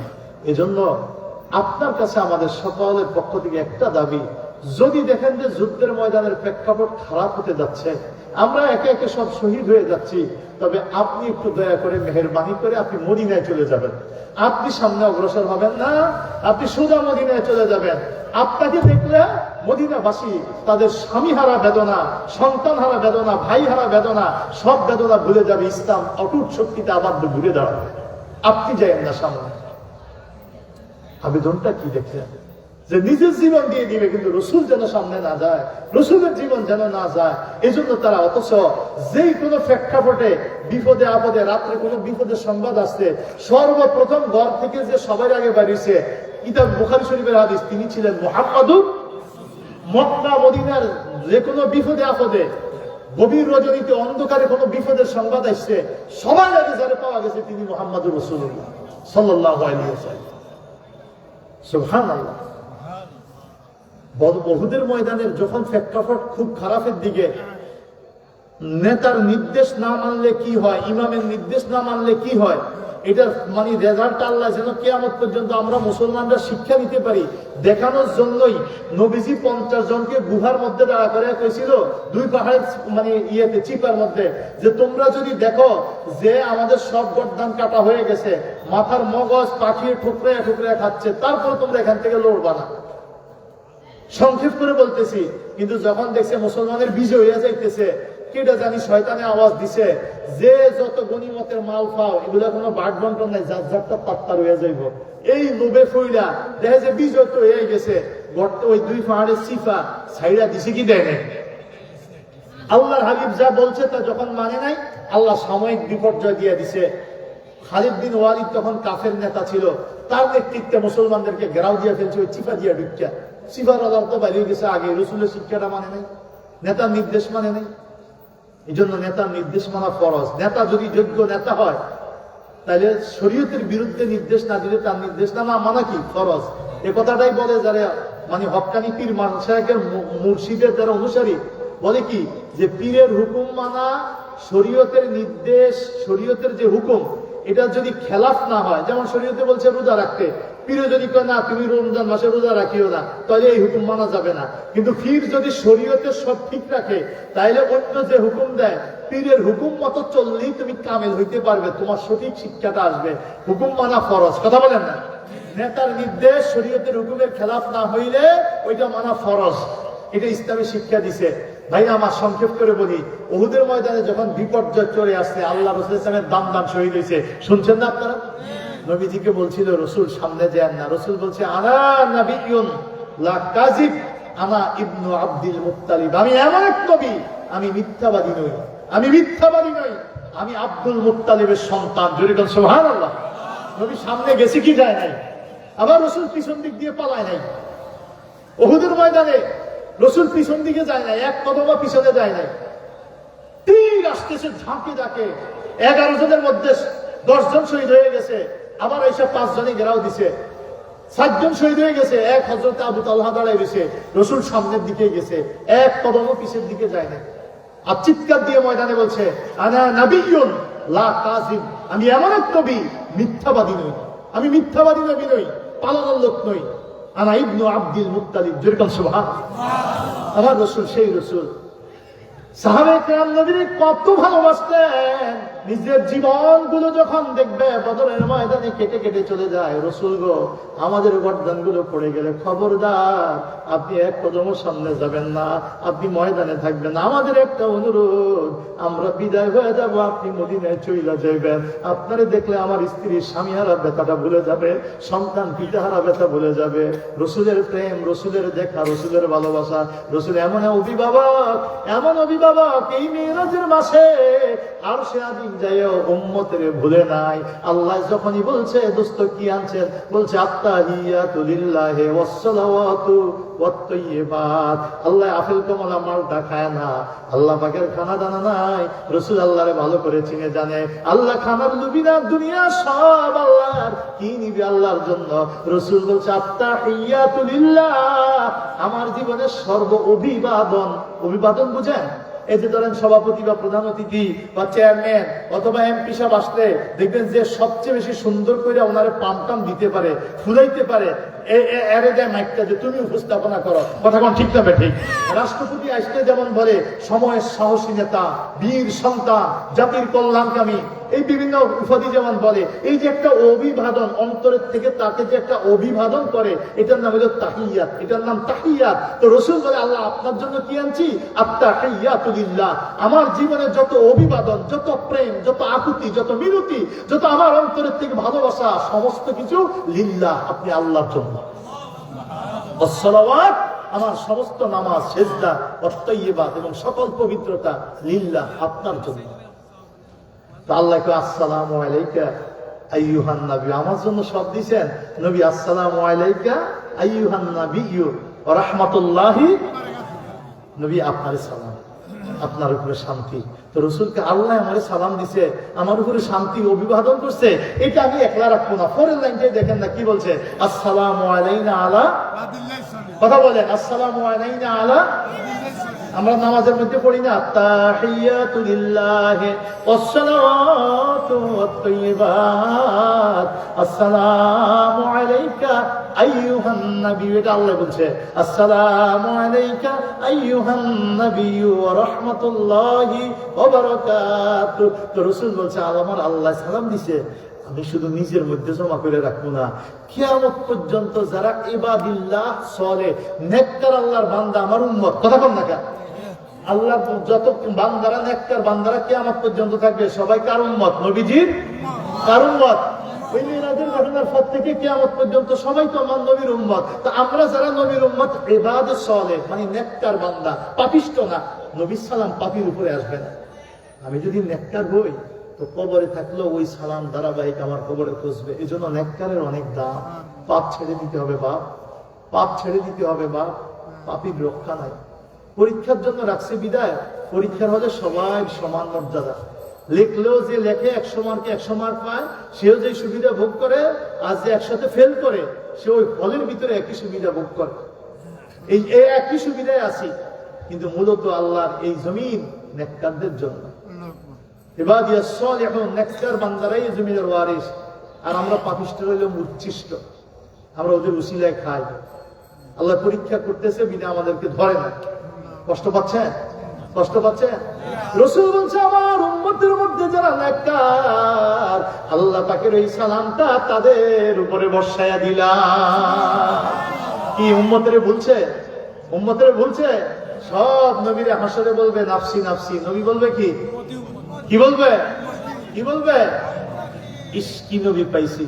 এই জন্য বলছি ভাইরা শোনো, কোরআন বলছে তুমি যদি মুমিন হও, নিজের চোখটা বন্ধ করে জিজ্ঞাসা করো, আমি আমার সন্তানের যতটুকু ভালোবাসি তার চাইতে নবীরে বেশি ভালোবাসি কিনা?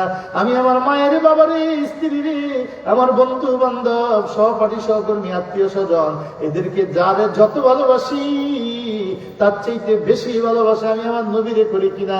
আমি আমার নিজের জীবনটারে যত ভালোবাসি তার চাইতে বেশি ভালোবাসি আমার নবীরে আমি বেশি ভালোবাসি কিনা?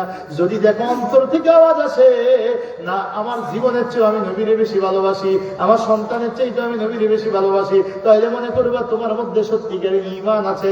আর গভীর রজনীতে নীরবে নিশ্চিত এই চিন্তাটা যখন করবে আর দেখবে না না আমার রাসূলের চাইতে আমার সন্তানের ভালোবাসা, সন্তানের রুজির জন্য, সন্তানের রুটি খাবারের জন্য, পোশাকের জন্য, চিকিৎসার জন্য, সন্তানের শিক্ষিত করার করার জন্য, সন্তানকে ঘর বাড়ি বানাই দেওয়ার জন্য দেশ থেকে বিদেশ গেলাম।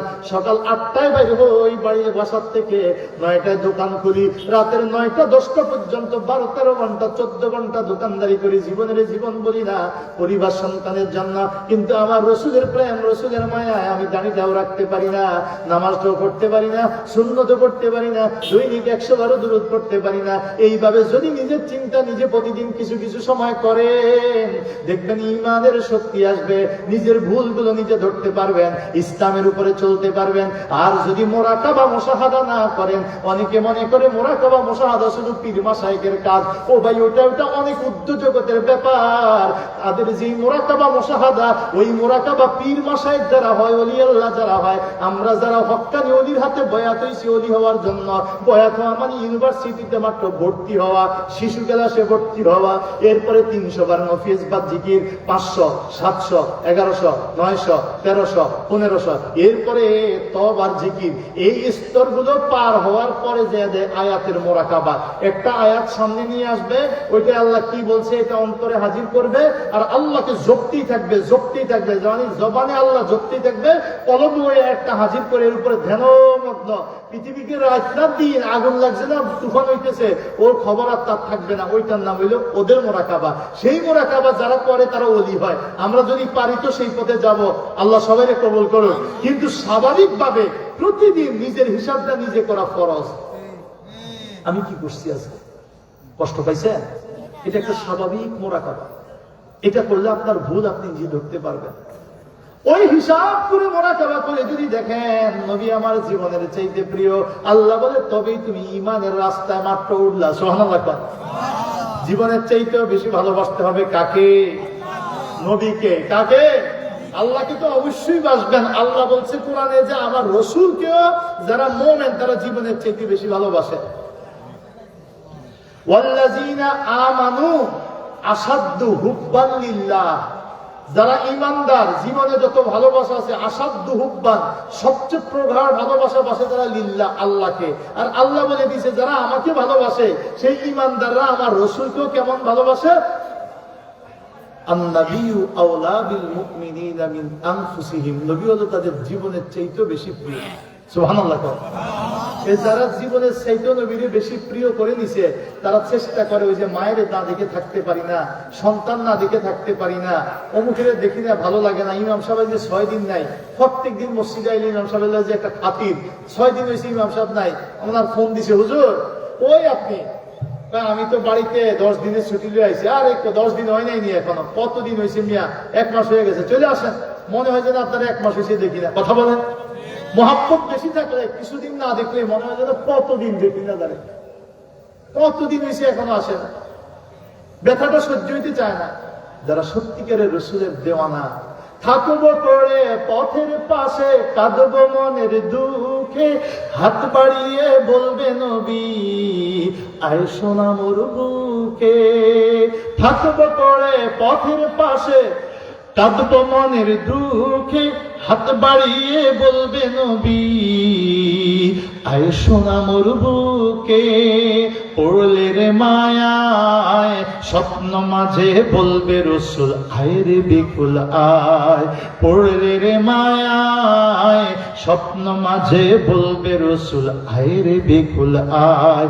সালাম জানাবো মোরা, সালাম জানাবো মোরা ওই মুবারক পায়। আয় মোরা সব হাজির হব নবীজির রওজায়। আয় মোরা সব হাজির হব নবীজির রওজায়। নবীর রওজায় যাইতে মন চাই কি চায় না? চাই কি চায় না? আসুন একটু মহাব্বতে পড়ি সাল্লাল্লাহু মুহাম্মাদ সাল্লাল্লাহু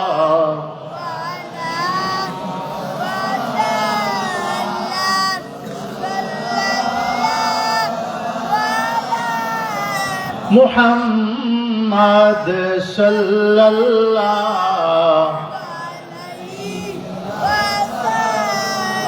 আপন যাদের ভেবেছিলাম তাদের আপন পাইব না,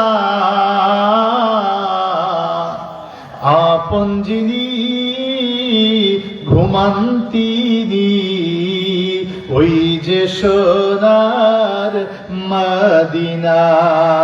সাল্লাল্লাহু মুহাম্মদ সাল্লাল্লাহু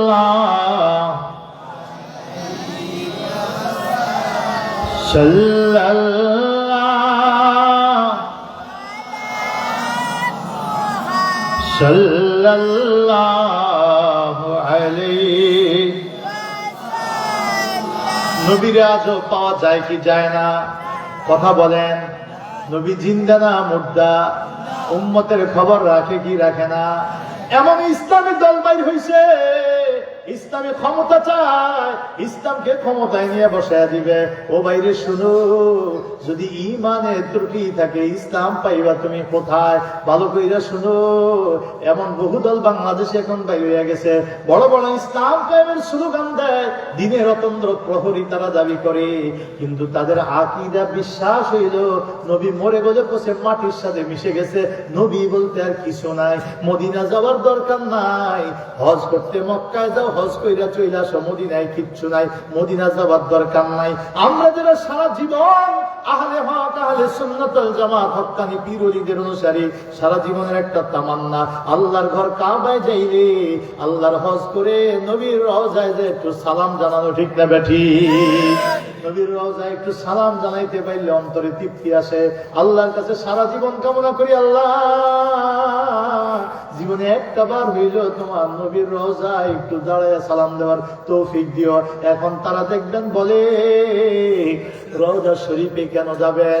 রওজা শরীফে গেলে বেদাত হবে। যদি যাইতেই হয় মদিনায় তাহলে যাইবা কিন্তু মসজিদে নববীতে নামাজ পড়ার নিয়তে, মসজিদে নববীতে নামাজ পড়ার নিয়তে যাইও, রওজা জিয়ারতের নিয়তে যাইও না। কারণ কি? মসজিদে নববীতে রওজার নামাজ পড়ার নিয়তে গেলে এক রাকাতে 50,000 রাকাতের সওয়াব। এই ছাড়া 3 মসজিদ ছাড়া অন্য কোথাও সফর করার সওয়াবের নিয়তে সফর করা জায়েজ নাই।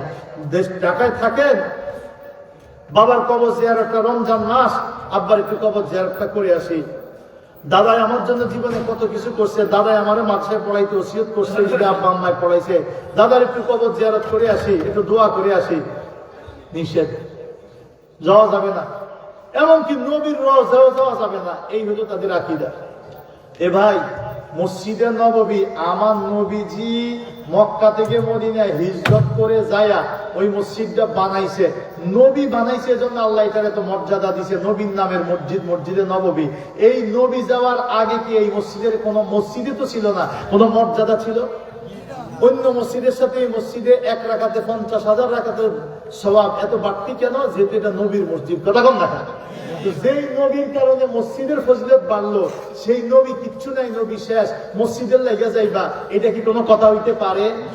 আপনারা একটু বিবেকের খাটাইয়া দেখেন তো, আমাদের নবীজির রওজা মুবারক থেকে দেহ মুবারকটা চুরি করার জন্য 2 জন ইহুদি, সুলতান নুরুদ্দিন জঙ্গি সিফাসালাহ রহমাতুল্লাহ আমলে 2 ইহুদি আইসা দরবেশ সাজ্জা দূরে তাবু বানায়া, এরপরে রাতের বেলায় গর্ত করিয়া করিয়া মাটি খুঁড়তো। এই ইতিহাস আপনারা শুনছেন না? কে কে শুনছেন? আমি একটু হাত দেখতে চাই। আলহামদুলিল্লাহ, হাত নামা। তো আমাদের নবী, আমি বুঝার জন্য খালি বলতেছি, আমাদের নবী এই 2 বেয়াদবের চেহারা স্বপ্ন যুগে দেশের বাদশারে দেখাইছে কি দেখায় না?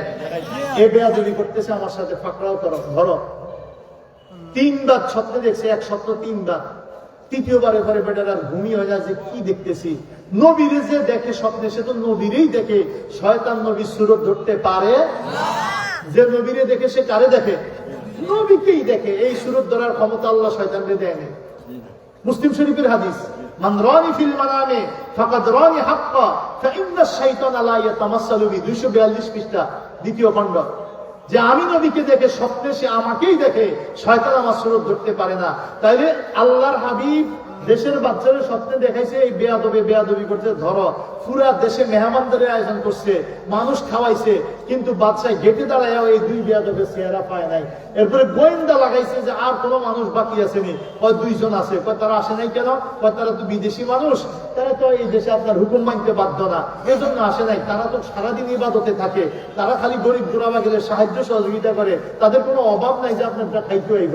তো বাদশাহ আমি যাবো, যাইয়া ওই দরজায় আঘাত করছে, দরজা খোলার পরে দেখে যে রসুল যে দুই বেয়াদব দেখাইছে ঠিক এই চেহারা মিলে গেছে। কথা বলেন না?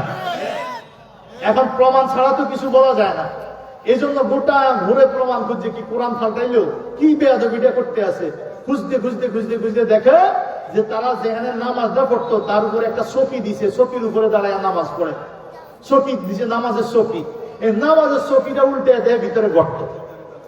এরপরে লোক নামাইছে বাদশায় আলো দিয়া, যে দেখছে গর্তটা কই গেছে, দেখে যে গর্তটা রওজা শরীফের দিকে গেছে। তারপরে ধরছে তো উদ্দেশ্য কি, তখন তাদের ভিতর থেকে আসছে আসলে আমরা মুসলমান না, ইহুদিরা আমাদেরকে এভাবে তৈরি করছে যেন রওজা মুবারক থেকে নবীজিকে নিয়ে যাওয়া যায়। ইহুদিরাও জানে যে রওজা মুবারকে নবীজি আছে, কথা কন না?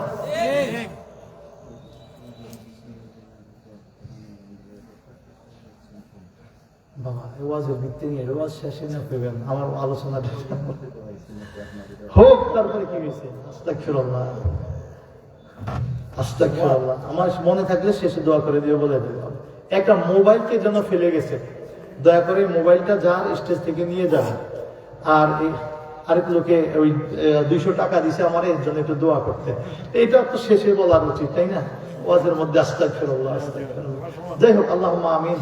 اللهم استغفر ربي من كل ذنب واتوب اليه، لا حول ولا قوه الا بالله العلي العظيم، استغفر الله الذي لا اله الا هو الحي القيوم واتوب اليه। اللهم صل على محمد صلى الله عليه وسلم। ভাইরা, আমি যা বুঝাইতে চাইছি একটু চিন্তা করে দেখেন তো, ইহুদিরাও জানে যে রওজা শরীফে নবী আছে, কথা কন না? মুসলমানদের শক্তি হলো জিন্দা নবী। মুসলমানের শক্তি কে? যত পাপী তাপী সেই রসুলের কাছে যায়, যখন আল্লাহর কাছে ক্ষমা চায়, রসুলের উসিলে আল্লাহ মাফ করে দেয়, কথা কন? যত পাপী তাপীর উপরে আল্লাহ গজব নাযিল করতো, নবী রহমতে আমিন সেজদায় দিয়া তার কাছে আমলনামা পেশ হয়। সারা পৃথিবীর উম্মতের আমাদের আমলনামা প্রত্যেক সোমবার বৃহস্পতিবার নবীর কাছে পেশ হয়। আল্লাহ নবী আমাদের জন্য কান্দা বলে, আল্লাহ এখনই গজব দিয়েন না, হয়তো আমার উম্মত তওবা করবে, কথা বলেন না? এই জন্য পাপের সাথে সাথে আমাদের উপরে গজব পড়ে না, অন্য নবীদের উম্মতের উপরে সাথে সাথে পড়তো, ডাইরেক্ট সব বন্ধ হয়ে যেত, পচা লেগে যেত ডাইরেক্ট মুহূর্তের মধ্যে। আল্লাহ আমাদেরকে নবীর কান্দা রুসিলায়, হায়াতুন নবী জিন্দা নবী, আমরা দুনিয়া যেখানে থাকি আল্লাহ নবী রুসিলা দোয়াটা কবুল করিয়েন। নবী রুসিলা দিলে তখন আল্লাহ পাক আর এদের ফেরায় না। নবী হলো আমাদের শক্তি। ইহুদিরা চাইছে ওখান থেকে নিয়ে যাইতে, কিন্তু আল্লাহ নবীর সাথে বেয়াদবি, আল্লাহ নবীর কাছে খবর আসে না? ওরে ভাই, এটা কথা মনে আইছে কই? তুমি কি দেখো পৃথিবীকে, আল্লাহ কেমন দেখে? এই পৃথিবীর থেকে এক একটা তারকা 13 লক্ষ গুণ বড়। মুসলমানে বলে নাই, ওই নাসার নাস্তিক বিজ্ঞানী, হিউদি খ্রিস্টান বিজ্ঞানী, বিধর্মী বিজ্ঞানীরাও একই গবেষণা, কথা বলেন না? এটা যে কোরআনে বলছে এজন্য তুমি মানতে হইবে না। বর্তমান পৃথিবীর ইহুদি খ্রিস্টান নাস্তিক বিজ্ঞানীরা উপরে উঠে গবেষণা করে দেখছে, তারা রেজাল্ট দিছে এক একটা তারকা 13 লক্ষ পৃথিবীর সমান। কত হাজার কোটি তারকা আছে, আল্লাহ তাআলা সব পরিচালনা করে। আল্লাহর কাছে কি সে আল্লাহ রসুলকে যদি ক্ষমতা দেয়, তো রসুল দুনিয়াটা কেমন দেখে তুমি জানো? সারা পৃথিবীর সব মানুষের দুরূদ আল্লাহ রসুল প্রত্যেকের স্পেসিফিকলি শুনে। কে কোন মনে পড়তেছে, কে কোন ভাষায় পড়তেছে, কে কি অন্তরে আবেগ নিয়ে পড়তেছে, সব শুনে। কি মনে করছে? খেয়াল করে শোনো, মঈনুদ্দিন চিশতি আজমেরি ভারতবর্ষে, যার মৃত্যুর পরে এই কপালে নুরানি লেখা উঠছে, মাতা হাবিবুল্লাহ ফি হুব্বিল্লাহ, আল্লাহর বন্ধু আল্লাহর ভালোবাসায় ইন্তেকাল করছে। মৃত্যুর পরে মুগ্ধা চেহারা দেখে 90,000 হিন্দু মুসলমান হইছে।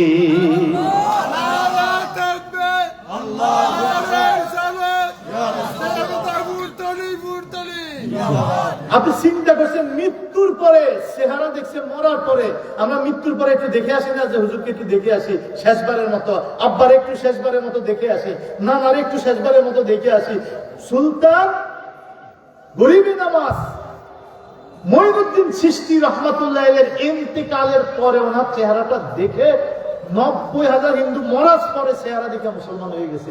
যে এই চেহারা নুরানি লেখা উঠছে কপালে। মঈনুদ্দিন চিশতি আজমিরির পীর, উনি যার হাতে বয়াত হইয়া আল্লাহর এত প্রিয় হইছে, যার কাছ থেকে ইলমে তরিকত শিখছে, আত্মশুদ্ধি শিখছে, তার নাম হইল খাজা উসমান হারুনি রহমাতুল্লাহ আলাইহি। খাজা উসমান হারুনি রহমাতুল্লাহ আলাইহি, মনে থাকবে? বলেন তো কি নাম? সবাই বলেন না, মঈনুদ্দিন সৃষ্টির পীর খাজা উসমান হারুনি রহমাতুল্লাহ আলাইহি বয়াত করে অল্প দিন সবক মস্ক করে ওনারে পাঠাই দিয়েছিল আরেক জায়গায়। ওনার অন্তরে সইতে পারে না ব্যথা, যে যদি একটু হুজুরের দেখা পাইতাম, ধন্যবাদ আলহামদুলিল্লাহ, একটু দেখা পাইতাম। আইসে আয়া দেয় হুজুরে ওসমান হারুনি তার দরবারে নাই, উনি গেছে তার ফিরের দরবারে। এরপর ওখানে গেছে যে হুজুরের লগে সাক্ষাৎ, হুজুর আপনারে দেখা ছাড়া ভাল লাগে না, থাকতে পারি না। দেখবেন অনেক সন্তান 10 বছর বিদেশ করে, সমস্যা নেই, আর অনেকে 6 মাস থাকতে বাড়ি আইতে খালি ছুটাছুটি, আমার থাকতে পারি না, মায়ের না দেখতে। কথা বলেন না, আছে না, আছে না? অনেক সন্তান, আমরা এমন উস্তাদের কাছে শিখছি ভাই, সত্য কথা বলি, সন্তানদেরকে মাদ্রাসায় পড়াইও, এরপরে ভালো বোর্ডিং মাদ্রাসায় দিও, আর কোনো এলোমেলো আকীদার মাদ্রাসায় দিও না। খোদার কসম পা ধরে বলি, তোমার সন্তানই তোমার বেদাতি বলবে, তোমার সন্তানই তোমার জিয়ারত দোয়া বন্ধ করে দেবে। যদি সত্যিকারে মাদ্রাসায় দিতে না পারো, তাহলে বাগা মতো দিলে তুমি ভালো ফলাফল পাইবা। সংক্ষেপ করে বলি, শোনো, আমাদের এমন উস্তাদ ছিল, মাদ্রাসা বন্ধ হওয়ার আগে দেখে কইতেন বন্ধ কতদিন? তা আমরা কইতেন হুজুর নোটিশ দিছে 15 দিন। তো বলতেন 15 দিন বাড়িতে থাকবা? 15 দিন আমার ফিরে থাকতে পারবে? 15 দিন? তা আমরা চুপ করে থাকতাম। তো বলতো ঠিক আছে, 2 দিন পরে যাও, এই 2 দিনে এই কিতাবটা পড়াই দিন, অমুকে অমুকে থাকবো, তুমিও থাকো। এইভাবে হুজুরে একটা দল বানিয়ে দিতেন 15-20 জনের। এই 15-20 জনের হুজুরে মাদ্রাসা বন্ধ হয়ে গেছে, আমাদের স্পেশাল পড়াইতেন, এই কিতাবটা পড়াই দিয়া এরপরে হুজুরেও বাড়িতে যাইতেন। 1 সপ্তাহ পরে ফোন দিতেন, কি বেড়ান হয়েছে? বেড়ান হয়েছে? তো কইতাম হুজুর জি হয়েছে। ওস্তাদের লগে আর পাওয়া যায় যে না হয় না। তো ঠিক আছে, আর বাকি যদ্দূর আছে ওদ্দূর আগামীকালকার মধ্যে সাইরা আগামীকাল রাত্রে লঞ্চে উঠতে দেয়, লঞ্চে চাঁদপুর থেকে শর্ষিনা যাইতাম, আগামীকালকে লঞ্চে উঠতে দেয়। তো যেভাবে কইতে জি হুজুর, কারণ ওস্তাদ আমাদেরকে দেখছি, আমাদের মা বাবা যেমন ভালোবাসে, আমাদের উস্তাদরাও আমাদেরকে এরকম ভালোবাসত, এর চেয়েও বেশি ভালোবাসার চেষ্টা করতো ওস্তাদরা। সন্তানরা আমরা দেখছি, তা হুজুরের ছেলেদেরকে হুজুরে যেরকম পড়াশোনা আদব আখলাকে দৃষ্টি রাখে, আমাদেরকে এর চেয়ে 1 বিন্দু কম রাখে নাই, পারলে আরো বেশি করছে। কষ্ট পাই আমরা। এই ওস্তাদের মায়া ভালোবাসা আমরা মানুষ হয়েছি, যারা আমাদেরকে মাদ্রাসায় ছুটি দিলে পরে যাইতে দিত, আর খোলার আগে লইতো মাদ্রাসায় আইনা পড়াশোনায় লাগাই দিত। মাদ্রাসা যেদিন খুলে খুলে পড়ো, জীবন কষ্ট পাইছে। খাজা উসমান হারুনি রহমাতুল্লাহ আলাইহি মঈনুদ্দিন সৃষ্টি যখন তার প্রেমে নিজের বাড়িতে না থেকে চলে গেছে ওস্তাদের কাছে, তো 3-4 দিন সবক মস্ক করে, একদিন গায়ে মঈনুদ্দিন এদিকে আসো, চোখ বন্ধ করো, করছে। আস্তে আস্তে চোখ বন্ধ করতে অবস্থা আসমানের দিকে তাকাও, উপরে উঠাও, উড়েছে, তাকাও, তাকাইছে, কি দেখো? আল্লাহ পাকের আরশে আজিমের ছাদ দেখতেছি। মঈনুদ্দিন এবার আস্তে আস্তে মাথা নিচে করো, চোখ কিন্তু বন্ধ, কি দেখো? বলে আল্লাহ, হে পীর খাজা উসমান হারুনি হযরত, আমি 7 জমিনের তলা দেখতেছি। বলে আমার আঙ্গুলের মাথার দিকে তাকাও, শাহাদাত আঙ্গুল, চোখ কিন্তু বন্ধ। আরেকটা চোখ আছে কলবের চোখ, এইটার দৃষ্টি, এইটার দৃষ্টি, এই যে এই দুইটার দৃষ্টি হলো 8 মাইল। কয় মাইল? এক কথা বলেন না। আমি আপনাদের সিলেটের বহু জায়গায় গেছি, যেই জায়গায় যে অলিরা শুয়ে আছে, এই অলিকে, তার নাম কি, কোথায় থেকে আইছে, এগুলো ফুলতলি হুজুরে যায় যায় বলে দিছে, যে এখানে একজন অলি শুয়ে আছে, উনি অমুক দেশ থেকে আসছে, ওনার নাম এটা।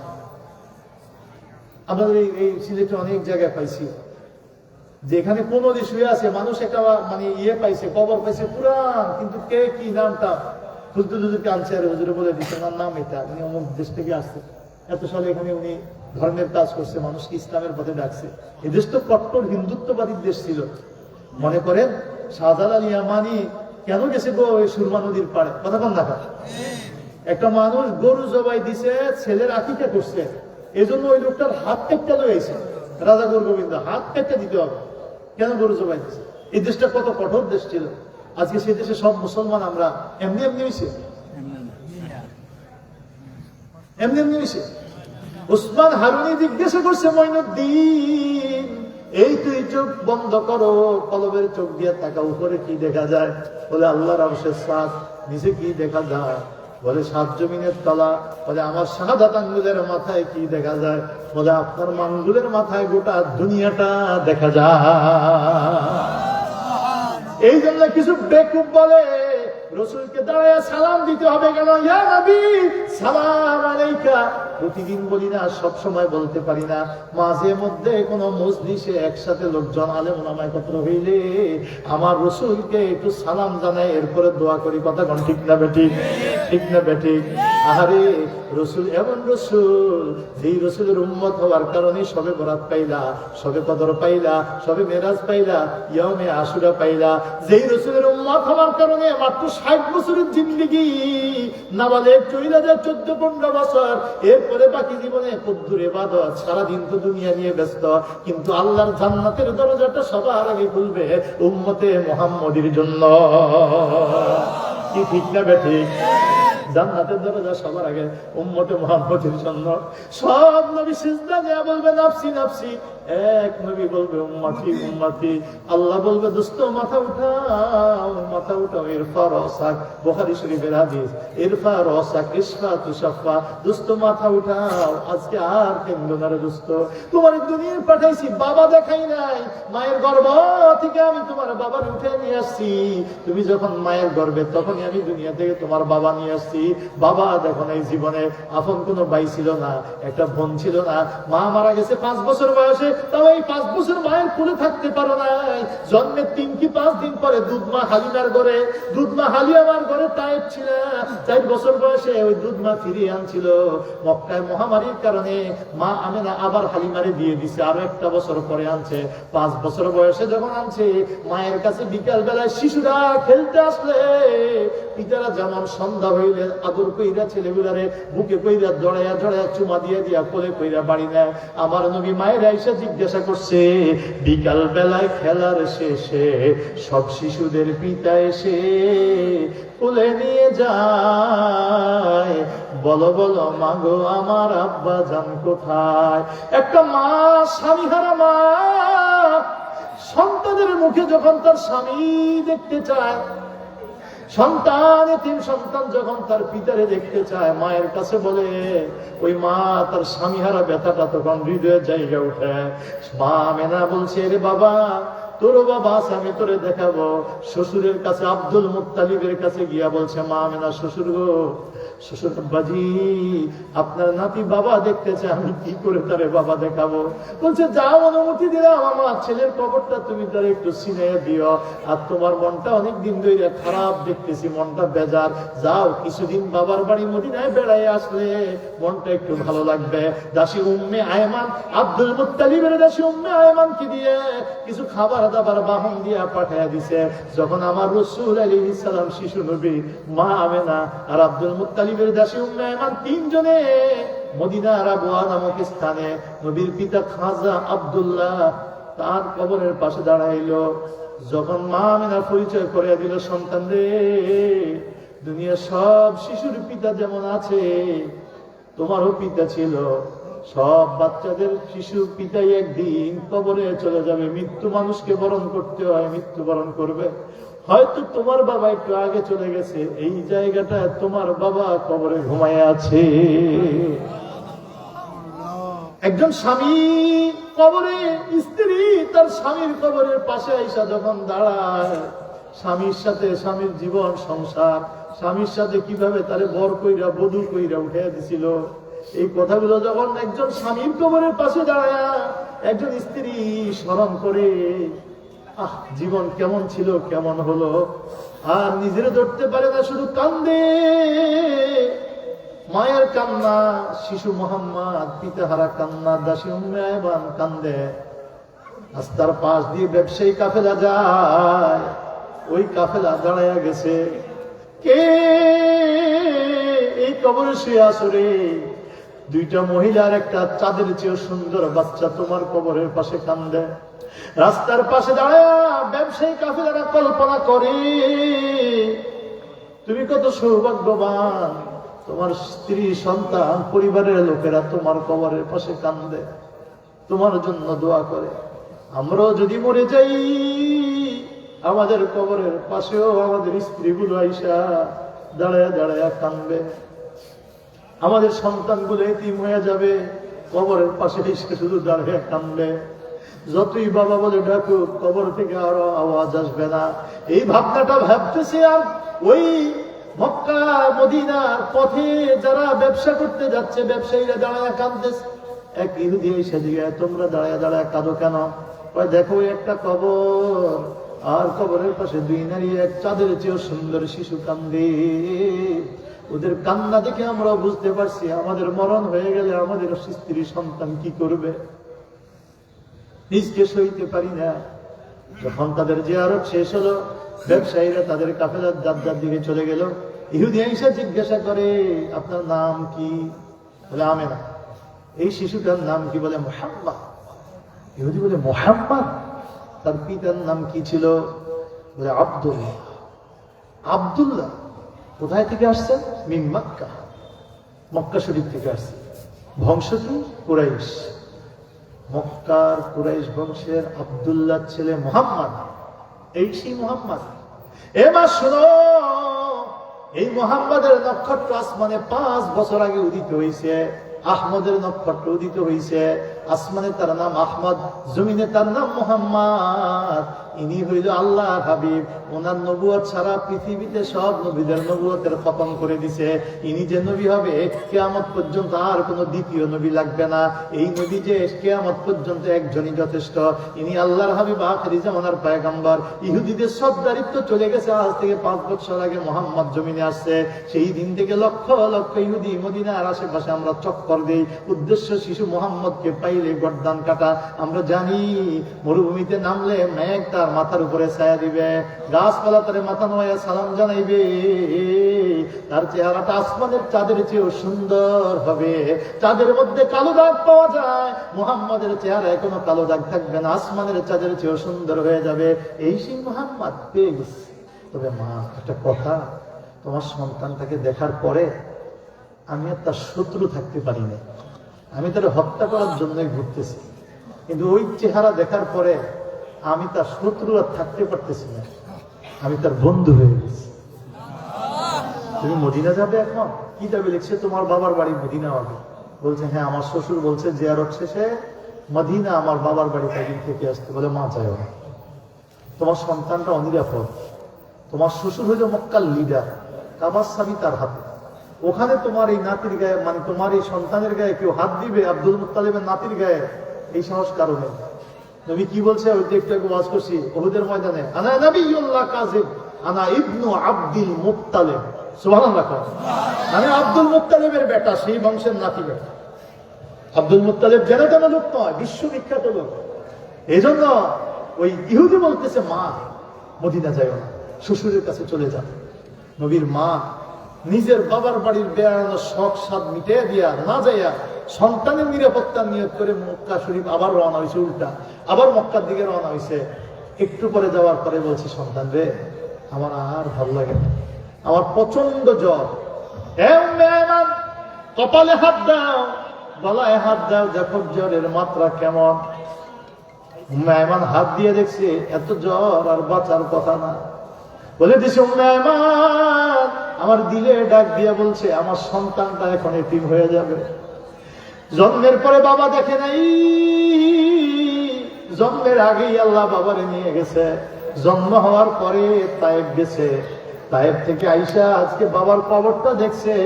মায়ের আদরটা আর পাইল না, এখনই তার মা বিদায় নিবে। মেহমান আমার নবীরে বুকে নিয়ে নবীর মা কপালে চুমা দিয়ে বলছে, মেহমান কিছুক্ষণের মধ্যে হয়তো আমার মৃত্যু হবে। আমার মরণের পর যেভাবে সম্ভব মানুষজন ডাকি আমার দাফন কাফন করে দিয়া আমার 3 সন্তানটারে যেভাবেই সম্ভব তার দাদার বুক আব্দুল মুত্তালিবের কাছে পৌঁছে দিও।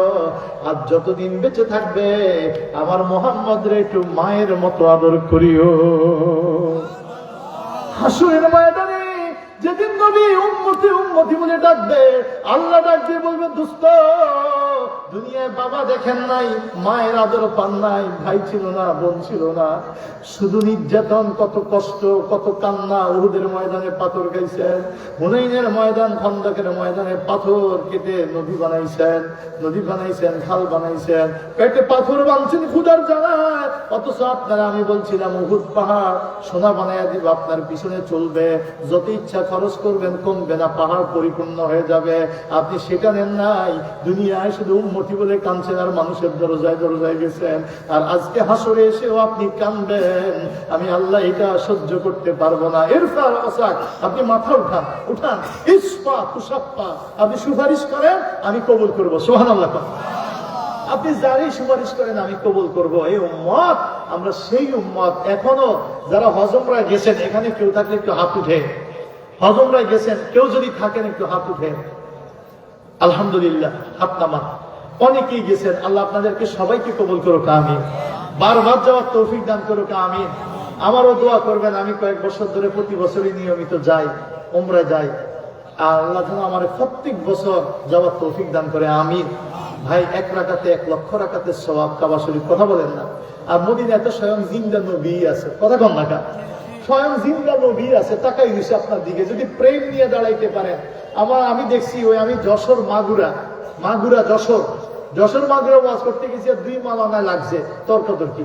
1 মালানায় কইতেছে যে কাবা শরীফ মানে রওজা শরীফের সামনে নবীর একটু মন ঘুরে সালাম দিব, ফুলি চললেই পারি না, থাকতেই আমার বাইর করে দিছে।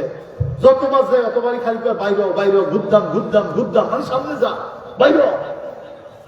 আরেক মালানায় আমি প্রায় আধা ঘন্টা নবীর রওজার পাশে দাঁড়াইয়া নবীর অন্তর থেকে সালাম দিতে পারছি, দোয়া করতে পারছি। এখন একজনকে এটা সম্ভবই না, আরেকজনকে, আরে ভাই আমি দাঁড়াইছি। একজনকে ভাই একারে যখন 7টা ফ্রি থাকে তখনও দাঁড়াইতে দেয় না, বাইরে, কথা কন না কার, সামনে যাও, সালাম দিয়ে সামনে চলে যাও। মালানা আসছে, কেউ আসছে, রাস্তা, তারপর মিনিট লাগবে, আমি ওর ভিতরে শেষ করে দেবো, অসুবিধা নেই। বলেন, 10 মিনিট লাগবে, 10 মিনিট লাগবে সর্বোচ্চ।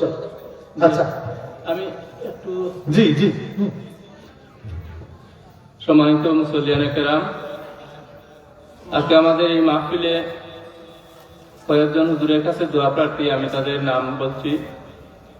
মরহুম হাজী জনাব আব্দুল হক দুদু মিয়ার ছোট মেয়ের জামাই ফার্মাপুর, ওনার শ্বশুরের এবং মুর্দেগানদের দোয়ার জন্য 1000 টাকা দিয়েছেন জনাব আবুল হোসেন ফার্মাপুর প্রবাসী, বাবা মৃত মোহাম্মদ আব্দুর রহিম রম্বু ঠিকাদার সাহেব, ওনার রুহের মাগফিরাত কামনায় প্রধান অতিথির হাদিয়া হিসাবে 5000 এবং পুরস্কারের জন্য 500 টাকা দিয়েছেন।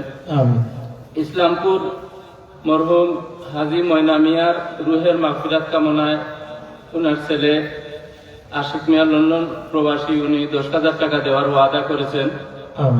পঙ্কি মিয়া মজলিসপুর নিবাসী, ওনার মুর্দেগানদের জন্য, পিতামাতার জন্য, শ্বশুর শাশুড়ি এবং ছেলে বিদেশ দোয়া চেয়েছেন 500 টাকা দিয়ে। হাজী আতিকুর রহমান সাহেব কবুলপুর, উনি 1000 টাকা দিয়েছেন ওনার মুর্দেগানদের জন্য দোয়া করার জন্য হুজুরকে আমি আরজ করছি। আমিন। আল্লাহুম্মা সাল্লি আলা মুহাম্মদ সাল্লাল্লাহু আলাইহি ওয়াসাল্লাম। ভাইজানরা, আমি যে কথাটা বলতেছি তাহলে সেটার মূল কথা হলো, এখনো যারা হজমরায় গেছেন, নবীজি যে রওজা মুবারকটা, আর রওজা মুবারকের পরে হলো রিয়াজুল জান্নাহ। কি রিয়াজুল জান্নাহ? ঠিক না? রিয়াজুল জান্নাহ 2 রাকাত নামাজ পড়ার সুযোগ দেয়, কি ঠিক না ঠিক? অ্যাপসে রেজিস্ট্রেশন করতে হয়। এই রিয়াজুল জান্নাহ যেই জায়গায় মিম্বরটা দেওয়া আছে, নবীর মিম্বার, এই মিম্বারের উপরে দেখবেন স্বর্ণ দিয়া লেখা আছে শাফায়াতি লি আহলিল কাবাইর মিন উম্মতি, স্বর্ণ দিয়ে লেখা। নবীজি বলছে, আমার যে উম্মত কবিরা গুনাহ করছে, কি করছে?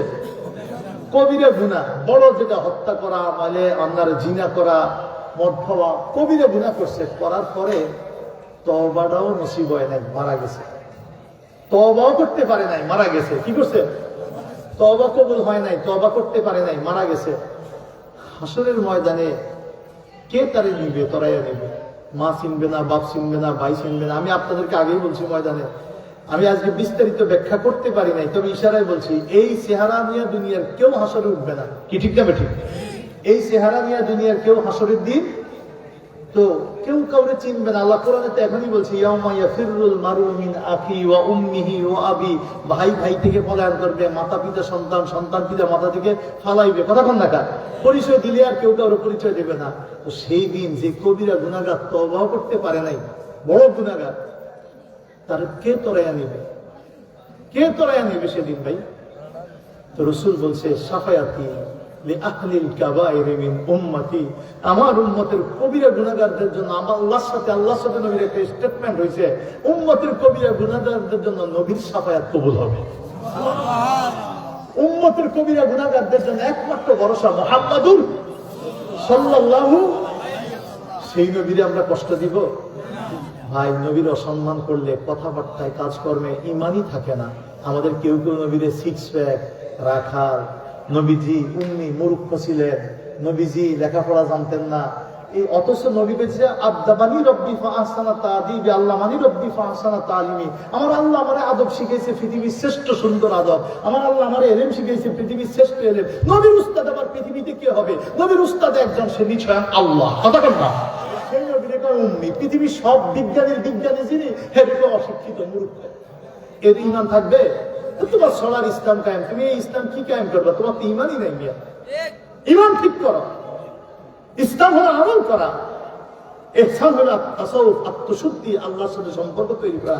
এই তিনটা যার ভিতরে আছে তার মধ্যে এই দিন আসছে, দিন তার ভিতরে কায়েম হয়েছে। যেই পরিবারে আসছে সেই পরিবারে দিন কায়েম হয়েছে। যেই সমাজে সবাই এইভাবে তিনটার ভিতরে আছে, ইমান ইসলাম ইহসান, সেই সমাজে দিন কায়েম হয়েছে। যেই রাষ্ট্রের সবাই, সেই রাষ্ট্রে দিন কায়েম হয়েছে। ওই শুধু সংসদে বইয়া দাঁড়িয়েও কাটবা, মোসও কাটবা, দুরুদ সালামে বেদাত কইবা, দুরুদ সালাম বন্ধ করে দিবা, তুমি কইবা যে দুই টাইম করে যে দিন কায়েম হয়েছে, এটা দিন কায়েম না। আর কথা কয় না, পুলিশ দিয়ে নামাজ পড়াইবা। আমি সেদিন বলছি গত পরশু দিনে ওই রাঙ্গাবালিতে, পুলিশ দিয়ে নামাজ পড়াইবা, তোমরা এটা দিন কেন? এক লোক তোমরা স্বেচ্ছা নামাজে যাচ্ছে না, এখন পুলিশের ভয়ে পুলিশে ধরছে, পুলিশে ধরবে, পুলিশ দেখতেছে, দৌড় দিয়ে মসজিদে যাইতেছে নামাজ। হ্যাঁ, যদি ওজু সালাম নামাজ পড়ে, এর কথা কয় না, সে তো স্বেচ্ছায় যাচ্ছে না, আপনি তার প্রশাসনের ভয়ে নামাজ পড়াইতেছেন, তো সে তো অন্তর থেকে করতেছে না। সে অজু ছাড়া যদি মসজিদে যায় নামাজ পড়ে, তো সোয়াব হইব না গুনাহ হইব? এই গুনার ভারকে নেবে। ইবাদত প্রশাসন দিয়ে জোর করে হয়। আরে স্বেচ্ছায় ইবাদত করলেও মন যদি গাফেল থাকে, মন যদি লোক দেখানো থাকে আল্লাহকে, সেই ইবাদত আমি কবুল করি না। ফাওয়াইলুল লিল মুসাল্লিন, এই মুসল্লির জন্য ধ্বংস। স্বেচ্ছায় করে এরপরেও যদি ভেজাল হয়, সেটা আল্লাহ কবুল করে না। আর প্রশাসন দিয়ে নামাজ পড়াইলে বলে দিন কায়। বাংলাদেশের কোনো হক্কানি আলেমরা এটা বুঝে নাই, বুঝছে কয়েকজন ডাক্তার আর ইঞ্জিনিয়ার। মনে কষ্ট নিয়ে না, এটা কইলে আমরা খারাপ। আমরা সারা জীবনের যতটুকু শিশুবেলা থেকে জীবন একদিন একটা শার্ট গায়ে দেয় নাই, একদিন একটু দাঁড়িতে লাগাই নাই। সারাটা জীবন শিশুবেলা থেকে আব্বা আম্মা, দাদা দাদি, ফোরদাদি, নানা নানি সব আলেম, সব আমাদের বংশের আলেম। আমার সারা জীবন আমাদের পূর্বপুরুষরা দেশে ইসলামের চাষ করছে। শিশুবেলা থেকে আমাদেরকে কোরআন হাদিস কিতাব শিখিয়ে দিয়া আমরা বুখারী পড়াইছি, মুসলিম পড়াইছি, তিরমিজি পড়াইছি, ইবনে মাজাহ পড়াইছি, আবু দাউদ শরীফ পড়াইছি। আমরা মুহাদ্দিস হিসাবে সমাজে খেদমত হাদিসের করেছি। আমরা বলে কিছু দিন বুঝি না, দিন বুঝে ডাক্তার আর ইঞ্জিনিয়ার। আমরা কইলেই খারাপ, দিন চায় না। দিন কি ভাই? আল্লাহ আমাদের সবাই বুঝার তৌফিক দান করো। এদেশের সব মানুষগুলোকে ইসলামের আওতায় আনো, চেষ্টা করো, তাহলে দেখবে দেশে দিন কায়েম হবে। সবাই সহজে সব পরিধান মেনে নিবে। আর তা না করলে ধোকা দিয়ে শেষে বোকা বানাইবা, ধোকা দিয়ে শেষে কইবা যে একদিনের সম্ভব না। তো একদিনের সম্ভব না, তুমি লেভেল লাগাই লেখা একদিনই তো সম্ভব না। এটা তো সব পীর মাসে একটা ওলি আল্লাহরা কইতেই আছে। এজন্য তো তারা এত চেষ্টা। আগে এত মাদ্রাসা ছিল না, মাদ্রাসা হয়েছে, মসজিদ ছিল না, মসজিদ হয়েছে। কথা বলেন না? আগে এত নামাজি ছিল না, নামাজি বাড়াইছে, এত আলেম ছিল না, আলেম বাড়াইছে। তারা তো এই চেষ্টাই করতেছে যেন একদিনে হইবে না, এটা বুঝছে তারা আস্তে আস্তে করতেছে। ও তাদেরকে বলো বাতেল যে ইসলামকে ক্ষমতায় নিতে হবে, আমি হইলাম হক। এখন জায়গা মতো যাওয়ার আগেই কইতেছে যে একদিনে সম্ভব না। এই হইল ডাক্তার আর ইঞ্জিনিয়ারদের দিন কেন? কষ্ট পাইয়েন না, মনে ধোকা পড়িয়েন না। আল্লাহ আমাদের সঠিক পথে কবুল করুক, আমিন আমিন। আত্মশুদ্ধি করবেন, নিজকে পবিত্র করবেন, পরিবার সমাজের মধ্যে দিন ইসলাম মানানোর চেষ্টা করেন। ইনশাল্লাহ সময় মতো ডাক আসবে, ইসলাম কায়েম হবে। তার আগে ফল ফাঁকার আগে যদি খাইতে যান, তাহলে সেই ফল মিষ্টি লাগে না। কথা বল না, কষ লাগে না, টক লাগে। এখন যেটা চলতে আছে আর কি, এখনই কষ আর টক বোঝা যায় যে কষ বাইরে না টক বাইরে হইব। এটা মিষ্টি হয়েছে কিনা, পাকছে কিনা বোঝা যায়। আল্লাহ আমাদের বুঝার তৌফিক দান করুক। আল্লাহুম্মা সাল্লি আলা সাইয়্যিদিনা মুহাম্মাদ আন-নবিয়্যিল উম্মি ওয়া আলিহি। আরেকটা কথা যেটা বলছি, আমরা আমাদের রাসূলকে জীবনের চাইতে বেশি ভালোবাসি, ঠিক না বেঠিক? না আল্লাহকে বাদ দিয়া? আল্লাহকে যে ভালোবাসে সেই রাসূলকে ভালোবাসবে, ঠিক না বেঠিক? আল্লাহকে বাদ দিয়া না, আল্লাহ তো সর্বশ্রেষ্ঠ, আর আল্লাহ তার হাবিবকে ভালোবাসার নির্দেশ দিয়েছে। হাবিবকে ভালোবাসলেই আল্লাহর ভালোবাসা পাওয়া। কুল ইন কুনতুম তুহিব্বুনাল্লাহ ফাত্তাবিউনি ইউহিব্বুকুমুল্লাহ। আমি রাসূলের অনুসরণ করো, আল্লাহ তোমারে ভালোবাসবে। জোরে বলুন সুবহানাল্লাহ। এজন্য আমি আজকের আমার আলোচনায় বলবো, আমি আখিরাত, পরকাল, বিভিন্ন দৃষ্টিকোণ থেকে কথা বলছি। ইবাদত, রাসূলের প্রেম যদি আল্লাহ পাক কবুল করে পূর্ণাঙ্গ ইসলামে প্রবেশ করবেন। যার যে ভুল ত্রুটি নিজে নিজে স্মরণ করে এগুলো সব দুর্বৃত, বোনের হক, ভাইয়ের হক, সন্তানদের হক, স্ত্রীর হক, এরপরে নিজের ইবাদত, আত্মশুদ্ধি, সকাল সন্ধ্যায় কিছু জিকির আজকার, দোয়া দুরূদ, তাসবিহ তাহলিল, মুখে আর কখনো মিথ্যা গীবত শিকায়ত করবো না, মুখটা পবিত্র রাখবো, নিয়ত করবেন। এভাবে যদি পড়ি ইনশাআল্লাহ আল্লাহ আমাদের সফলতা দান করবে। আর আমার রাসূলের রওজায় বেশি বেশি যাওয়ার চেষ্টা করবেন। আল্লাহর ঘর কাবায়, রাসূলের রওজায়। আমার নবী জিন্দা নবী, এখনো উম্মত দেখতে পারে। জালালউদ্দিন সুয়ুতি আলিয়াও না কমিও না, সারা পৃথিবীর সব আলেম তারে মানে। নবীজির দুনিয়া থেকে বিদায়ের 500 বছর পরে আসছে। কয়শো বছর? জালালউদ্দিন সুয়ুতির তাফসির আছে, তাফসিরে জালালাইন, সারা পৃথিবীর সব জায়গায় পড়ায়, আলিয়াও পড়ায়, কমিও পড়ায়। বাংলাদেশে তাফসিরে জালালাইন উনি বলছে, আমি নবীজিকে 75 বার জাগ্রত অবস্থায়, এই দুই চোখে জাগ্রত অবস্থায় জিন্দা হালে দেখছি। কতবার? 75 বার। কতবার? জালালউদ্দিন সুয়ুতি 75 বারে দেখলো নবীজি। জালালউদ্দিন সুয়ুতি 75 বারে দেখলো নবীজি। এতবার দেখিও নবী, এতবার দেখিও নবী, তৃপ্তি তাহার মিটে না। মদিনা মদিনা আশিক মুমিনের ঠিকানা। ঠিক না বেটি? ওরা যতই নিষেধ করুক, আমরা মদিনা যাবো কি যাব না? আরো যদি কম নবী দেখতে মন চায় কি চায় না? এই জন্য আসার পরে ঘুমানোর আগে 100 বার দুরূদ শরীফ পড়বেন। 100 বার দুরূদ শরীফ পড়বেন। সম্ভব হলে আস্তে আস্তে বাড়াবেন, 300, 500। ঘুমানোর আগে শুয়ে শুয়ে, নাহলে মসজিদের নামাজ শেষ করে দুরূদ শরীফ পড়ে এরপরে বাইরে হইবেন। প্রতিদিন কমপক্ষে 100 বার করে দুরূদ পড়বেন। ভাগ্য ভালো হইলে যে কোনো দিন ঘুমের ঘরে গভীর রজনীতে কামলিওয়ালার দেখা পেয়ে যাবেন। আর একবার যদি দেখতে পারেন, তাহলে আপনি ভিতরে ভিতরে নবীর একটা পাগল হয়ে যাবেন। কেউ বুঝতে পারবে না, কেউ বুঝতে পারবে না। লোকে আমায় পাগল বলে, লোকে আমায় পাগল বলে, আমার দুঃখ লাগে না। আমার যে পাগল করছে আরবের ওই মদিনা, আমার যে পাগল করছে আরবের ওই মদিনা। আমিন। আল্লাহ সবাই এই নিয়ামত দান করুক, আমিন। আসেন নবীর একটু দাঁড়ায় সালাম জানাই। ইয়া নবী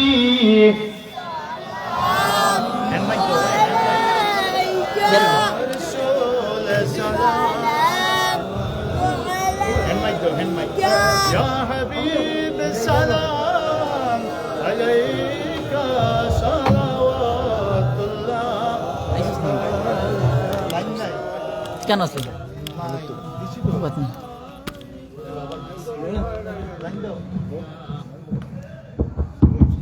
সাধ্য নাই যেতে মদিনা, দিন রাত এই যে ভাবনা, কোন পথে হইব রওয়ানা, বলে দেন শাহে মদিনা। ইয়া নবী সালাম, ইয়া রাসূল সালাম, ইয়া হাবিব সালাম, সালাওয়াতুল্লাহ। যেতে যদি পারতাম মদিনা, বলিতাম মনের বেদনা, দেখিতাম আপনার রোজা, শীতল হইত কলিজা। ইয়া নবী সালাম, ইয়া রাসূল সালাম, ইয়া হাবিব সালাম,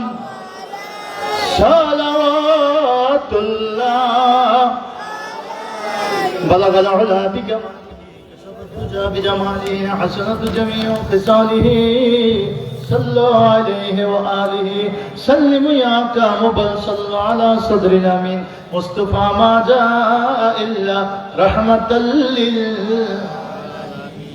دعا করে দিচ্ছি হুজুর আসলে আমি শেষ তো আল্লাহুম্মা আমিন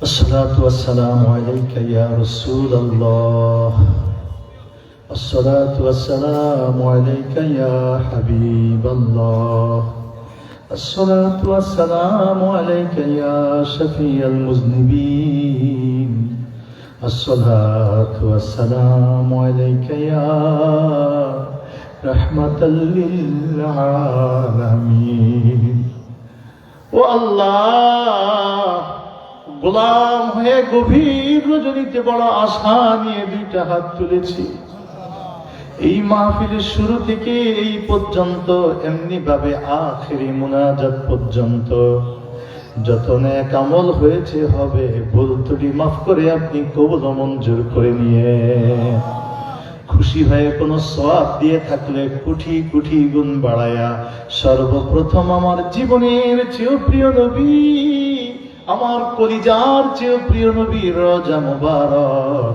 সোনার মদিনায় সওয়াবের হাদিয়া পৌঁছায়া দিয়ে ইতরাতে রাসূল আওলাদে রাসূল উম্মাহাতুল মুমিনিন तमाम আম্বিয়া মুরসালিন হাওয়ারিগণ সাহাবে کرام শুহাদায়ে کرام আউলিয়ায়ে کرام এক যারা ঈমান নিয়ে যে যেখানে শায়িত আল্লাহ সবার রূহ পাকে সওয়াবের হাদিয়া পৌঁছায়া দিয়ে খাস করে মাদ্রাসায় মসজিদ কায়েমে এই মাহফিল কায়েম করতে গিয়ে অতীত থেকে শুরু করে অদ্যাবধি যে যত টাকা পয়সা অর্থ শ্রম ঘাম মায়া বুদ্ধি পরামর্শ আজকে অন্ধকার কবরে যারা শুয়ে আছে আল্লাহ সবার রূহ পাকে সওয়াবের হাদিয়া বকশায়া দিলাম এই গ্রাম চতুর্পাশের গ্রামে যত মুরিদগান এক যারা ঈমান নিয়ে শুয়ে গেছে আল্লাহ সবাই রূহ পাকে সওয়াব পৌঁছায়া দিয়েন আল্লাহ বিশেষ করে জনম দুঃখিনী মা যে মায়ের পেটের ভিতরে 10 মাস 10 দিন ছিলাম শূন্য 2 ফোঁটা পানি থেকে রক্ত গোশত হাড্ডি অস্তিত্ব মায়ের চুইসা চুইসা আমরা বড় হয়েছি মায়ের শুকাইয়া ফেলছি ছোট একটা পাথরের টুকরা যদি কোনো মায়ের পেটে হয় বাবার পেটে হয় ওই পাথরের ব্যথা আমরা সইতে পারি না আর আমি একটা জিন্দা মানুষ মায়ের পেটে থাইকা মায়ের চুইসা রাত্রি গভীরে মায়ের কলিজায় লাথি দিতাম আল্লাহ যেদিন দুনিয়া আসবো এত ব্যথা মা জননী বেহুশ হয়ে গেছিল কত সন্তান দেখছি সারা বাংলাদেশে এলাকাবাসী মাহফিল কমিটি আসে ওয়াজ শেষে বলছে হুজুর ওর জন্মের কালে তার প্রসব কালে তার মা দুনিয়া থেকে শহীদ হয়ে গেছে আমরা যারা মায়ের পেট থেকে আসছি আমাদের জনম দুঃখিনী মা মৃত্যুর প্রস্তুতি নিয়ে আমাদেরকে দুনিয়ার আলো দেখাইতে গেছে আজকে আমার সেই আদরের মায়ের কবরে আগুন দিও না গো আল্লাহ শিশুবেলায় এই মা কত কোলে নিছে কত চুমা খাইছে কত পেশাব পায়খানা পরিষ্কার করছে কত শীতে বুকে জড়াইয়া রাখছে পেশাব করে দিছি সব ভিজাইয়া ফেলছি বন্ধ পাল্টায় আসার দেয় নাই ধমক দেয় নাই আবার বুকে টাইনা নিছে আল্লাহ আমার এত আদরের মায়ের জাহান্নামে ফেলে দিও না জিন্দিগির সওয়াব পৌঁছায়া দিও আজকের মাহফিলের সওয়াব পৌঁছায়া দিও আমার আদরের আব্বার রূহ পাকে সওয়াব পৌঁছায়া দিও দাদা দাদি নানা নানি শ্বশুর শাশুড়ি আত্মীয় স্বজন বন্ধু বান্ধব মায়ের উস্তাদ জীবনে যে যেখানে একটা মাথা মুছে দিয়েছে হাসি দিয়েছে এক গ্লাস পানি এক ডুব পানি পান করাইছে আল্লাহ সবাই তুমি আজকের মাহফিলের সওয়াব দিয়ে দিও জিন্দিগির সওয়াবের একটা হাদিয়া দিয়ে দিও আল্লাহ এই মাহফিল নাজাতের উসিলা কবুল করে নাও ময়দানে যারা বসা আছি অসুস্থদেরকে শিফা দান করে দিও ঋণগ্রস্তদেরকে ঋণ মুক্ত করে দিও অভাবীদেরকে অভাব পূরণ করে দিও যাদের ছেলে সন্তান পরিবার দূর দেশ বিদেশরত আছে আল্লাহ আপনি তাদের উত্তম অভিভাবকত্ব কবুল করে নেন হালাল রিজিক, হেদায়েত আর সুস্থতার সাথে আবার মা বাবার বুকে এলাকায় ফিরে আসার তৌফিক দিয়ে দেন আল্লাহ। খাস করে আজকে বহুদিন জাহেদ এবং সালমান, বিদেশ থেকে সালমান কত যোগাযোগ করে আমার মতো গোলামের এখানে আনছে আল্লাহ। তাদের আব্বা গত মাসে দুনিয়া ছেড়ে বিদায় হয়েছে, হাসপাতাল থাকতেও বারবার আমাকে যোগাযোগ করছে আল্লাহ। ওদের আব্বার আপনি মাফ করে দিয়েন, তার জীবনটা, পরকালীন জীবনটা জান্নাতুল ফেরদাউস নসিব করে দিয়ে আল্লাহ। আজকের এই মাহফিলের একজন শ্রোতা মনির আহমদ ভাই, মনির আহমদ শফিক ভাই, ওনার আব্বার জন্য দোয়া চেয়েছেন, তাকেও আপনি কবুল করে নিয়েন, মাফ করে দিয়েন, জান্নাত নসিব করে দিয়েন। এছাড়াও আমাদের এই মাদ্রাসা সুপার হুজুর অনেকের জন্য দোয়া চেয়েছে, আল্লাহ সবাইকে কবুল করে নিয়েন। যে যেই নিয়তে নিয়ে দোয়া চেয়েছে নিয়তটা কবুল করে নিয়েন। আপনার দরবারে ফরিয়াদ, সোনার মক্কা মদিনায় আমাদের সবাইকে বারবার যাওয়ার তৌফিক দিয়ে দিয়ে, আমাদের রসুলের দেখা স্বপ্ন যুগে হলো আমাদেরকে নসিব করে দিয়ে আল্লাহ। দিন কায়েমের মুজাহিদ হিসেবে আপনি আমাদেরকে, আমাদের বংশধরদেরকে কবুল করে নেন, আমাদের বংশধরদেরকে কবুল করে নেন। ধর্মের নামে যারা ধোঁকাবাজি করে এদেরকে আল্লাহ আপনি হেদায়েত দেন, এদের থেকে আমাদের দেশ ও জাতিকে হেফাজত করেন আল্লাহ। বাংলাদেশে ইসলাম আপনি কবুল করে নেন, বাংলাদেশে ইসলাম আপনি কবুল করে নেন আল্লাহ। বিশ্বব্যাপী দিন ইসলাম কবুল করে নেন। ফিলিস্তিনের মুসলমানদেরকে চূড়ান্ত বিজয় দান করে, মিয়ানমারের মুসলমানদেরকে স্বাধীন দেশে ফিরে যাওয়ার তৌফিক দান করেন আল্লাহ। সারা পৃথিবীর ইসলামের বিজয় দান করেন আল্লাহ। আমাদের মতো বই কত দরিদ্র আল্লাহ, আমরা আপনারই মুহতাজ। আমাদের বিদ্যা নাই, বুদ্ধি নাই, ইলম কালাম নাই, আমরা আপনার পাওয়ার মতো পাই নাই আল্লাহ। আপনি আমাদের অন্তরটা নূরে নূরানি করে দিয়েন, ইলমে শরীয়ত, ইলমে মারিফতে কামেল করে দিয়েন। আমাদের যা যা প্রয়োজন আল্লাহ আপনি গায়বী খাজানা থেকে পূরণ করে দিয়েন আল্লাহ। আমাদের সবাইকে আজকে হেদায়েত কবুল করে নেন, আমাদেরকে আশিকে রসুল কবুল করে নেন, আমাদেরকে পরিপূর্ণ ইসলামের উপর আমল করার তৌফিক দান করে দেন আল্লাহ। ফুলতলি সাহেব কিবলা রহমাতুল্লাহ আলাইহি, ওনার কলিজার টুকরা নাতি আসবে, মরহুম ফুলতলি সাহেব কিবলা রহমাতুল্লাহকে জান্নাতের আলা আলা তবকা নসিব করে দিও। এই বংশটাকে কিয়ামত পর্যন্ত দিনের খাদমতে কবুল করে দিও আল্লাহ। অত্র এলাকার উপরে ফলে ফসলে বরকত দান করে দিও, চাকরি বাকরি ব্যবসা বাণিজ্যে বরকত দান করে দিও। আসমানি জমিনে হাওয়াই বালা মুসিবত থাকে এলাকাটাকে হেফাজত করিও আল্লাহ। যাদের উসিলায় আসলাম সবাইকে রহমত ও বরকত দান করে দিও। রব্বানা তাকাব্বাল বিউসিলাতি হাবিবিকা সাইয়্যিদিনা মুহাম্মদ সাল্লাল্লাহু আলাইহি ওয়াসাল্লাম। শেষ ফরিয়াদ, এই মাদ্রাসা ছাত্র শিক্ষক আল্লাহ সবার খেদমত কবুল করে দিয়ে, এখান থেকে বড় বড় কিছু হক্কানি আলেম কবুল করে নেন, শিশু ছাত্রদের আওয়ালি আবেদ কবুল করে নেন আল্লাহ। মাদ্রাসায় যে যেভাবে সহযোগিতা করছে, মাহফিলে করছে, ভবিষ্যতে করবে, সবাইকে কবুল করে নিয়ে তাকাব্বাল বিওসিলাতি হাবিবিকা মুহাম্মদ সাল্লাল্লাহু আলাইহি ওয়াসাল্লাম। সুবহান রাব্বিকা রাব্বিল ইজ্জাতি আম্মা ইয়াসিফুন, সালামুন আলাল মুরসালিন, ওয়ালহামদুলিল্লাহি রাব্বিল আলামিন। ওয়াজআল আখিরা কালামিনা عند الموت لا إله إلا الله محمد رسول الله صلى الله عليه وسلم. السلام عليكم ورحمة